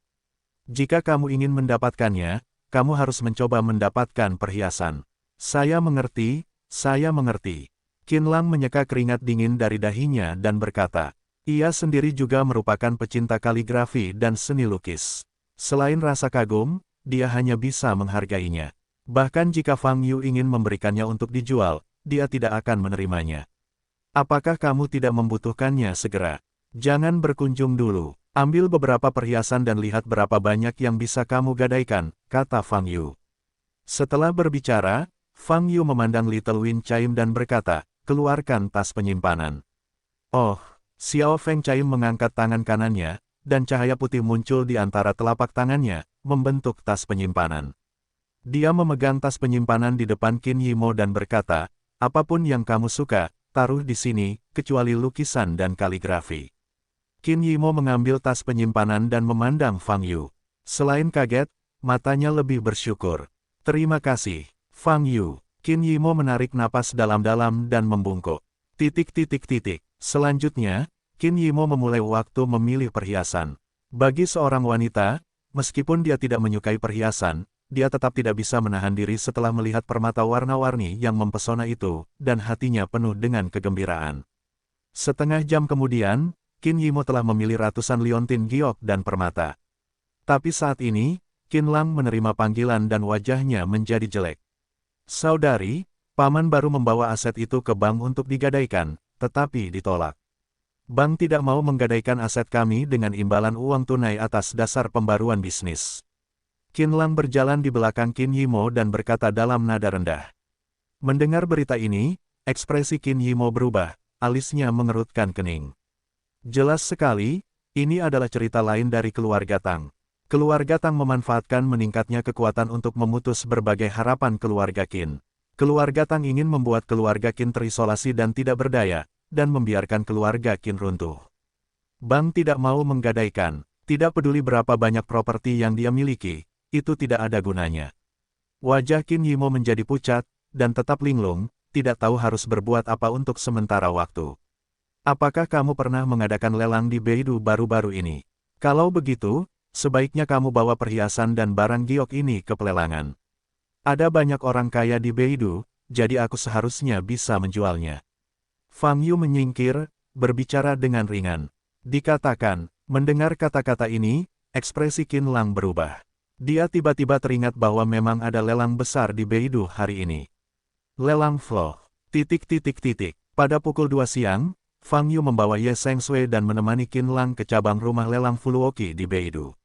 Kami memiliki sejumlah permata di tangan kami yang ingin berpartisipasi dalam pelelangan malam ini. Saya tidak tahu apakah kami bisa, kata Qin Lang kepada kepala cabang, Jeris. Tuan Qin, jika Anda ingin menyediakan barang lelang, Anda harus menghubungi kami 1 bulan sebelumnya. Sekarang sudah terlambat, kami semua sudah siap, dan sulit untuk melakukan perubahan. Barang lelang Anda hanya bisa tunggu sampai waktu berikutnya. Ada di pelelangan. Jawab Jeris. Kapan waktu berikutnya? Tanya Qin Lang. 3 bulan kemudian. Jeris menjawab, rumah lelang Flo kami akan mengadakan lelang di utara setiap triwulan. 3 bulan terlalu lama. Qin Lang menghela nafas putus asa. Keluarkan semuanya. Fang Yu berkata pada Ye Sengshui. Ye Sengshui segera mengeluarkan tas penyimpanan dan menyerahkannya kepada Fang Yu. Fang Yu mengeluarkan permata seukuran kepalan tangan di tas penyimpanan dan memberikannya kepada Jeris. Ini, mata Jeris membelalak gelombang www.novelringan.com gelombang melihat permata ini, wajahnya berubah. Apakah ini permata prisma berwarna-warni? Saya tidak tahu permata apa itu. Anda dapat menemukan bendahara untuk menilai-nilainya, kata Fang Yu. Jeris segera memberi isyarat kepada sekretaris untuk mengundang penilai khusus balai lelang. Segera, seorang lelaki tua berkacamata baca masuk dari luar. Melihat permata besar ini, matanya menjadi lurus. Ya Tuhan, batu prisma sebesar itu ternyata berwarna-warni. Ya Tuhan, lelaki tua itu terus berseru, matanya membulat. Saya punya banyak permata serupa di sini. Fang Yu mengeluarkan beberapa permata berbeda satu demi satu. Dan setiap kali dikeluarkan, lelaki tua itu akan berseru. Jeris, jika permata ini dilelang malam ini, pasti akan meledakkan penonton, hanya saja permata prisma itu mungkin bisa terjual ratusan juta dolar. Tahukah kamu, mereka yang datang ke pelelangan malam ini, tapi sekelompok orang terkaya di ibu kota utara. Lelaki tua itu berbisik kepada Jeris di sampingnya. Jeris memandang Fang Yu, yang memegang beberapa permata di tangan kiri dan kanannya, dan terdiam beberapa saat. Namun untuk pihak balai lelang sendiri bisa mengenakan biaya penanganan sebesar 7% untuk setiap barang yang terjual. Dengan kata lain, semakin tinggi nilai barang lelang maka semakin besar pula keuntungan yang diperoleh balai lelang tersebut. Dan pihak lain juga memiliki banyak perhiasan semacam ini. Tuan Qin, saya bersedia membuat pengecualian untuk Anda. Malam ini, rumah lelang Floki kami akan menambahkan lelang lain untuk Anda setelah lelang normal. Lelang item adalah permata ini di tangan pria ini, kata Jeris sambil tersenyum. Pukul 8 malam, Aula Pusat Beidou. Ini adalah tempat terbesar di ibu kota utara, dan berbagai acara berskala besar sering diadakan pada hari kerja.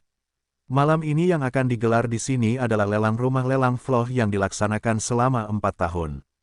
Flo adalah rumah lelang terkemuka di dunia dan mempunyai reputasi mendunia.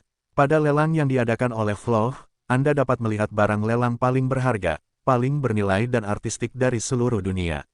Dan harga barang lelang ini berulang kali mencapai titik tertinggi baru.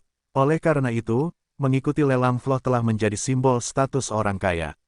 Dengan aset kurang dari 1 miliar, ia bahkan tidak bisa menjadi anggota rumah lelang Flo C. Saat ini, Fang Yu, Ye Sengshui, dan Qin Lang sudah duduk di tengah kursi di aula. Kursi di seluruh aula hampir penuh. Orang-orang ini adalah eselon atas dunia sekuler di ibu kota utara, dan mereka adalah kelompok orang terkaya. Ini bukan hanya lelang, tapi juga pertemuan orang-orang kelas atas. Orang yang datang ke sini belum tentu tertarik dengan suatu barang lelang tertentu, melainkan datang ke sini untuk jalan-jalan, mengenang masa lalu bersama teman tertentu, ngobrol, dan menyaksikan keseruannya. Inilah kehidupan kelas atas, membosankan tapi tidak pernah bosan. Bagi Qin Lang, kerumunan malam ini adalah berita bagus.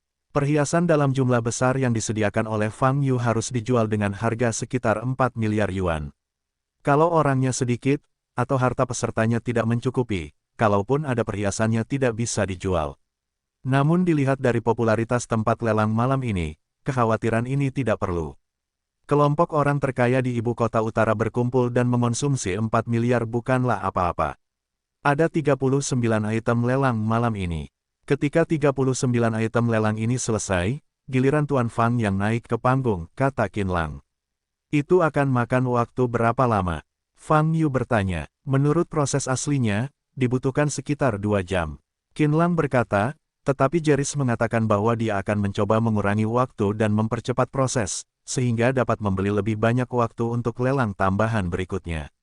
Oh, Fang Yu mengangguk. Duduk di samping, Ye Sengshui melihat ke bawah dan membuka-buka buku tebal yang memperkenalkan item lelang malam ini.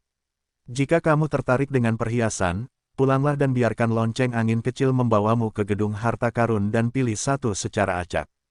Tidak perlu membuang-buang uang di sini, kata Fang Yu. Tuan Fang, Saya hanya melihat-lihat. Saya tidak tertarik dengan perhiasan. Tidak perlu terburu-buru menyangkalnya. Ketika saya masih muda, saya juga menyukai perhiasan emas dan perak ini dan sejenisnya, kata Fang Yu. Melihat wajah muda Fang Yu, dan mendengar kata-katanya, akan terasa sangat aneh. Tapi Ye Sengsui tahu betul bahwa wajah Fang Yu belum tentu usianya yang sebenarnya.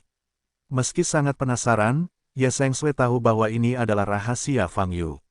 Fang Yu tidak berinisiatif untuk mengatakannya, dia pasti tidak bisa bertanya. Saat Fang Yu sedang berbicara dengan beberapa orang, tiba-tiba terjadi keributan di belakang, seolah-olah sesuatu telah terjadi. Fang Yu menoleh dan melihat pintu masuk di belakang, berjalan menuju seorang pria dan seorang wanita. Pria berjas dan sepatu kulit itu tampan, dan alisnya agak mirip dengan Tang Ming. Di sisi lain, wanita memiliki sosok yang anggun, wajah cantik, dan riasan tipis. Sepasang pria dan wanita ini, pria dan wanita berbakat, merupakan pasangan yang cukup serasi. Dan mereka memang berpegangan tangan, bertingkah mesra, bak orang yang sedang jatuh cinta. Itu Tang Chong, tuan muda kedua dari keluarga Tang. Lalu siapa wanita di sebelahnya? Aku perlu bertanya, apa kamu tidak mendengar beritanya? Wanita ini pasti putri keluarga Lu yang dikabarkan akan bertunangan dengan Tang Chong minggu depan, Lu Chuyue. Keluarga Lu yang mana? Keluarga Lu dalam keluarga seni bela diri. Kenapa kamu tidak mengetahui hal ini? Ada gelombang kejutan dan keraguan di sekitar. Dan mata semua orang tertuju pada pasangan muda itu. Keluarga Tang baru saja mengumumkan tadi malam bahwa Tang Chong akan bertunangan dengan Lu Chuyue, dan keduanya muncul di pelelangan bersama hari ini, jelas dengan niat. Qin Lang mengerutkan kening dan berkata, Tang Chong dan Lu Chuyue muncul pada kesempatan malam ini dengan niat yang jelas. Ini untuk mengirim pesan ke dunia sekuler di ibu kota utara. Keluarga Tang dan keluarga Lu benar-benar akan menikah. Mulai sekarang, keluarga Tang adalah salah satu keluarga yang paling tidak beralasan di dunia sekuler di ibu kota utara. Tang Chong dan Lu Chuyue berpegangan tangan dan berjalan ke tengah baris pertama dan duduk. Dilihat dari posisi ini, rumah lelang Flo pun menerima kabar tersebut dan memberikan rasa hormat penuh kepada mereka. Fang Yu melihat punggung Lu Chuyue dan sedikit menyipitkan matanya. Wanita ini terlihat muda, tetapi budidayanya telah mencapai alam martial Sein, yaitu tahap jiwa yang baru lahir. Di wilayah lain, mereka adalah orang-orang jenius yang langka. Misalnya, Chen Luo, yang dipromosikan ke alam martial Sein pada usia 27 tahun. Dan Lu Chuyue ini tampak, bahkan lebih muda dari Chen Luo. Sepertinya selama bertahun-tahun aku tidak ada, dunia seni bela diri di ibu kota utara telah meningkat pesat. Mata Fang Yu bergerak sedikit dan hatinya berkata. Fang Yu sedang berpikir, tapi ada bisikan dari belakang. Hei, menurutmu di mana Tang Chong menarik putri keluarga Lu? Dia benar-benar bisa menjangkau keluarga Lu. Petik 2. Aku tidak bisa memahaminya. Meskipun dia memang tampan, jarak antara kedua keluarga itu terlalu besar, kanan. Mungkin karena pertimbangan kepentingan. Walaupun hal di atas mengatur bahwa keluarga pencaksilat tidak bisa menyerap keluarga terafiliasi, namun cara perkawinan tidak dikendalikan oleh hal di atas, dan keluarga yang melakukan hal tersebut sebelumnya bukannya tanpa. Tetapi mengapa keluarga Lu memilih keluarga Tang? Ada banyak pilihan yang lebih baik daripada keluarga Tang. Juga, lihat putri keluarga Lu yang memegang tangan Tang Chong, sepertinya itu adalah cinta sejati. Cinta sejati. Bagaimana Tang Chong mengenal Lu Chuyue? Orang-orang seperti kita bahkan tidak memiliki kesempatan untuk bertemu dengan generasi muda dari keluarga seni bela diri. Fang Yu setuju dengan kata-kata ini. Aura di tubuh Tang Chong menunjukkan bahwa dia hanya memiliki kekuatan alam Grandmaster. Dibandingkan dengan Lu Chuyue dari Wu Sengjing, bakatnya tidak berada pada level yang sama. Keduanya bisa bersama, hanya bisa cinta sejati, sulit melibatkan kepentingan atau aspek lainnya. Namun, hal ini tidak penting. Malam ini, Fang Yu ada di sini untuk menjual perhiasan. Kedatangan Tang Chong dan Lu Chuyue menimbulkan kehebohan. Namun segera pelelangan resmi dimulai, dan semua orang di aula mengalihkan perhatian mereka ke tahap pelelangan. Terima kasih kepada seluruh tamu terhormat yang telah meluangkan waktu berharga Anda di akhir pekan untuk mengikuti lelang yang diadakan oleh rumah lelang Floche kami, mungkin untuk mengontrol waktu, jeris selaku penanggung jawab melangkah ke dalam pelelangan, panggung dan secara pribadi bertindak sebagai tuan rumah. Setelah banyak melontarkan sanjungan dan kata-kata sambutan, Jeris secara resmi mulai memperkenalkan barang lelang pertama gelombang www.novelringan.com. Gelombang menurut praktik yang biasa, barang lelang pertama di setiap lelang umumnya cukup bagus. Sebagai titik panas, item lelang pertama berasal dari Iowa wilayah barat, karya seorang master terkenal. Jeris mengangkat kain merah di atas meja di depannya, memperlihatkan sebuah kotak kaca di dalamnya. Di dalam kotak kaca terdapat untaian kalung berwarna biru langit. Air mata lautan. Seluruh kalung terbuat dari 323 berlian dilas, dan liontinnya dipoles dari safir kutub yang langka. Jeris memperkenalkannya dengan nada tinggi. Setelah perkenalan, saya mulai masuk ke topik. Rangkaian kalung ini termasuk yang terbaik dalam lelang malam ini. Banyak orang yang sangat berminat, sehingga penawarannya pun cukup sengit. 40 juta, 45 juta, 50 juta, harganya telah meningkat dengan kecepatan 5 juta. Orang-orang ini sangat kaya, Fang Yu berkata pada Qin Lang di samping. Mendengar kata-kata ini, Qin Lang memikirkan rumah Fang Yu, memikirkan rumah harta karun Fang Yu, dan cahaya terang di dalam rumah harta karun terdengar. Memikirkan hal ini, sulit baginya untuk menyetujui emosi Fang Yu, jadi dia menunjukkan ekspresi aneh di wajahnya dan tetap diam. 80 juta. Saat harga terus naik, tiba-tiba terdengar suara datar di baris pertama. Ketika semua orang melihat ke depan, mereka melihat bahwa orang yang memegang plakat itu adalah Tang Chong yang terkenal. Hal ini langsung menimbulkan keributan. Tawaran Tang Chong, apakah ada yang mau mengikuti? Banyak orang yang ingin mengangkat kartunya diam-diam meletakkan tangannya. Putri Lu bisa duduk di sebelah Tang Chong. Wajah ini harus diberikan. Terlebih lagi, tawaran Tang Chong mungkin karena Lu Chuyue menyukai rangkaian air mata lautan ini. 80 juta sekali, 80 juta dua kali, 80 juta tiga kali. Bang, kesepakatannya, selamat kepada Tuan Tang karena telah memotret air mata laut. Nona Lu mungkin akan sangat senang. Jeris tersenyum. Tang Chong bersandar di kursinya dengan senyuman di wajahnya. Lu Chuyue di samping meraih tangannya, juga dengan senyuman tipis di wajahnya. Tampaknya putri dari keluarga Lu sangat menyukai tuan muda kedua dari keluarga Tang. Orang-orang yang dekat dengan melihat adegan ini memiliki gagasan ini di dalam hati mereka. Lelang masih berlangsung. Barang lelang berikut akan dilelang dengan cara yang sama. Tang Chong tidak pernah mengangkat tanda itu lagi, dan pelelangannya berjalan cukup lancar. 1 jam berlalu dengan cepat. Karena Jeris sengaja mempercepat pengerjaannya, seluruh 39 item lelang telah dilelang saat ini. Para tamu pasti sangat bingung, kenapa lelang malam ini berjalan jauh lebih cepat dari sebelumnya. Tadinya dijadwalkan 2 jam, tapi sekarang hanya memakan separuh waktu kan. Jeris tersenyum. Diminta, terdengar suara diskusi dari kursi. Begitu Jeris berkata, mereka semua menyadari bahwa pelelangan berlangsung sangat cepat malam ini. Karena selanjutnya akan ada lelang tambahan. Jeris berkata, dan barang lelang untuk lelang tambahan ini semuanya berasal dari orang yang sama. Karena tamu terhormat ini meminta identitas rahasia, saya di sini namanya tidak akan disebutkan di sini, tetapi barang lelang yang dia berikan kepada kami ada mengejutkan kami, penilai bintang 3 Floche, Tuan Jutlau. Pada lelang berikutnya, Tuan Jutlau secara pribadi akan naik ke panggung untuk menjelaskan nilai dan seluk-beluk setiap barang lelang. Para tamu yang terhormat, mohon bersiaplah, dan Anda akan melihat harta karun tiada taraf yang belum pernah Anda lihat sebelumnya. Kata-kata Jeris ini benar-benar menggugah rasa ingin tahu semua orang yang hadir. Bagi mereka, semakin langka suatu barang, semakin tinggi nilainya. Tak lama kemudian, penilai tua yang saya lihat sore ini melangkah ke tahap lelang. Di tangannya, dia memegang sebuah kotak kayu. Dia membungkuk kepada para tamu di bawah, lalu membuka kotak kayu itu. Saat kotak kayu dibuka, cahaya warna-warni cemerlang muncul. Wow, pada saat ini, seluruh aula menjadi gempar. Banyak orang langsung berdiri. Jutlau mengenakan sarung tangan putih, mengambil permata prisma warna-warni di dalam kotak kayu, dan memberikannya kepada semua orang. Gambaran lengkap dari permata besar ini juga muncul di layar besar di bagian belakang. Permata prisma warna-warni. Anda seharusnya pernah mendengar tentang permata prisma, atau Anda pernah mengoleksinya di rumah. Dan kelangkaan permata prisma seharusnya sudah jelas bagi Anda. Dinamakan prisma karena strukturnya yang rumit, yang dapat membiaskan cahaya dengan warna berbeda. Saya tidak yakin apakah ada permata prisma warna-warni lainnya di dunia. Tapi yang bisa saya katakan adalah untuk saat ini adalah satu-satunya di dunia, kata Yudas Lau.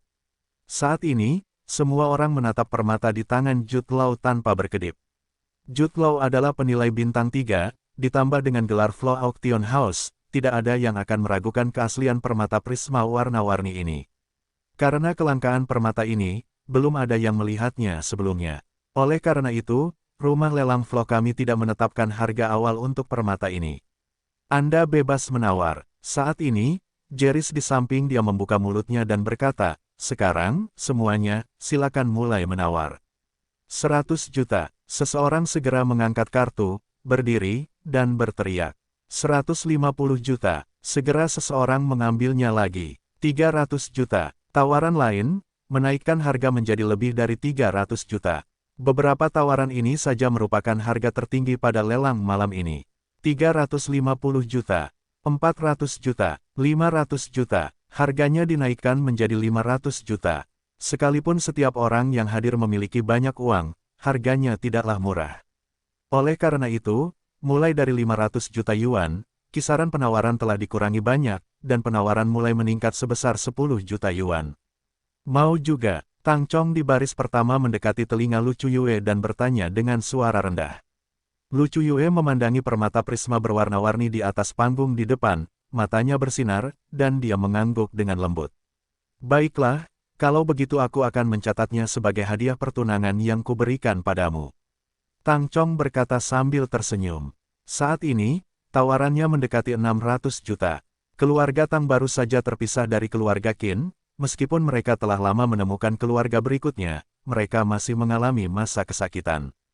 Saat ini, 600 juta adalah angka yang besar bagi keluarga Tang. Tapi Tang Chong harus mengambil permata prisma warna-warni ini sekarang. Dia harus menjaga hubungan dengan Lu Chuyue sampai dia resmi menikah. Pada saat itu, dengan mengandalkan kekuatan keluarga Lu, keluarga Tang dapat memperoleh kembali uang ratusan juta, yang tidak menjadi masalah sama sekali. 600 juta. Tang Chong berdiri dan mengangkat plakatnya. Dia berdiri karena tidak ingin harga terus naik. Dia sekarang adalah tunangan Lu Chuyue. Lu Chuyue ada di sana. Benar saja, setelah tawaran Tang Chong, suasana di aula yang semula ramai tiba-tiba menjadi dingin. Tang Chong menawar, artinya mereka tidak bisa lagi menawar. Tang Chong bahkan berdiri, artinya sangat jelas. 600 juta sekali. Jeris melirik ke arah penonton dan berkata, ajukan penawaran, 700 juta. Fang Yu berkata pada Qin Lang di samping.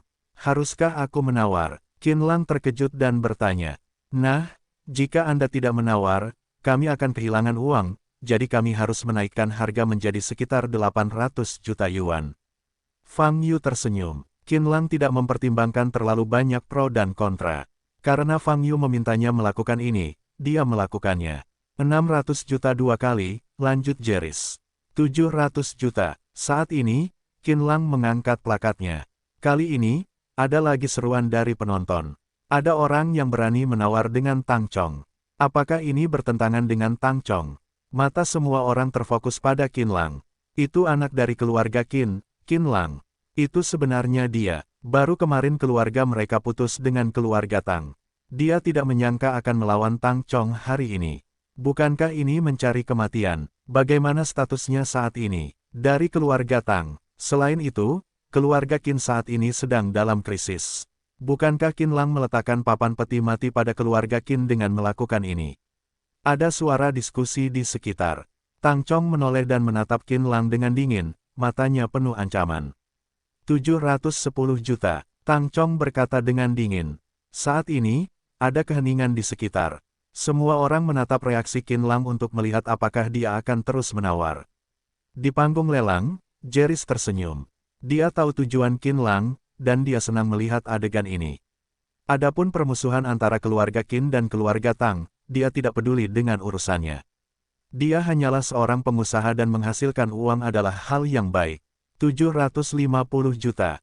Qin Lang melirik Fang Yu dan terus menawar di bawah tekanan. Kali ini, seluruh aula diledakkan sepenuhnya. Keluarga Qin dan keluarga Tang, ini benar-benar akan berhasil. Saat ini, semua orang tidak lagi peduli dengan barang lelang di atas panggung, tetapi memandang Tang Chong seperti teater. Apakah Anda ingin terus naik? Lu Chuyue sedikit mengernyit, lalu menoleh, hanya untuk menatap mata Fang Yu. Mata keduanya bertemu di udara. Lu Chuyue merasakan hatinya bergetar tanpa alasan. Tang Chong memperhatikan ekspresi Lu Chuyue, mengertakkan gigi, dan terus menawar 800 juta. Mereka awalnya mengira Qin Lang akan terus bekerja dengan Tang Chong, tetapi mereka tidak menyangka akan mengakuinya secepat ini. Gelombang www.novelringan.com gelombang 800 juta 3 kali. Kesepakatan. Selamat kepada Tuan Tang karena telah mengambil foto yang saya sukai lagi. Senyuman di wajah Jeris hampir mustahil untuk disembunyikan. Untuk item lelang ini, untuk mendapatkan keuntungan dari gabungan 10 item lelang sebelumnya. Tang Chong memelototi Qin Lang dengan tatapan tajam, sebelum duduk kembali di kursi. Pria itu berasal dari keluarga Qin. Lu Chuyue bertanya dengan suara rendah. Ya, Tang Chong mengangguk dan berkata, mereka akan segera berakhir. Jika kamu butuh bantuan, kamu bisa memberitahuku kapan saja dan aku akan meminta instruksi ayahku, kata Lu Chuyue ringan. Mata Tang Chong berkilat, dan dia meraih tangan Lu Chuyue dan berkata, sayang, kamu tidak punya khawatir tentang hal itu. Hanya ada keluarga Qin, dan Anda tidak perlu bertindak.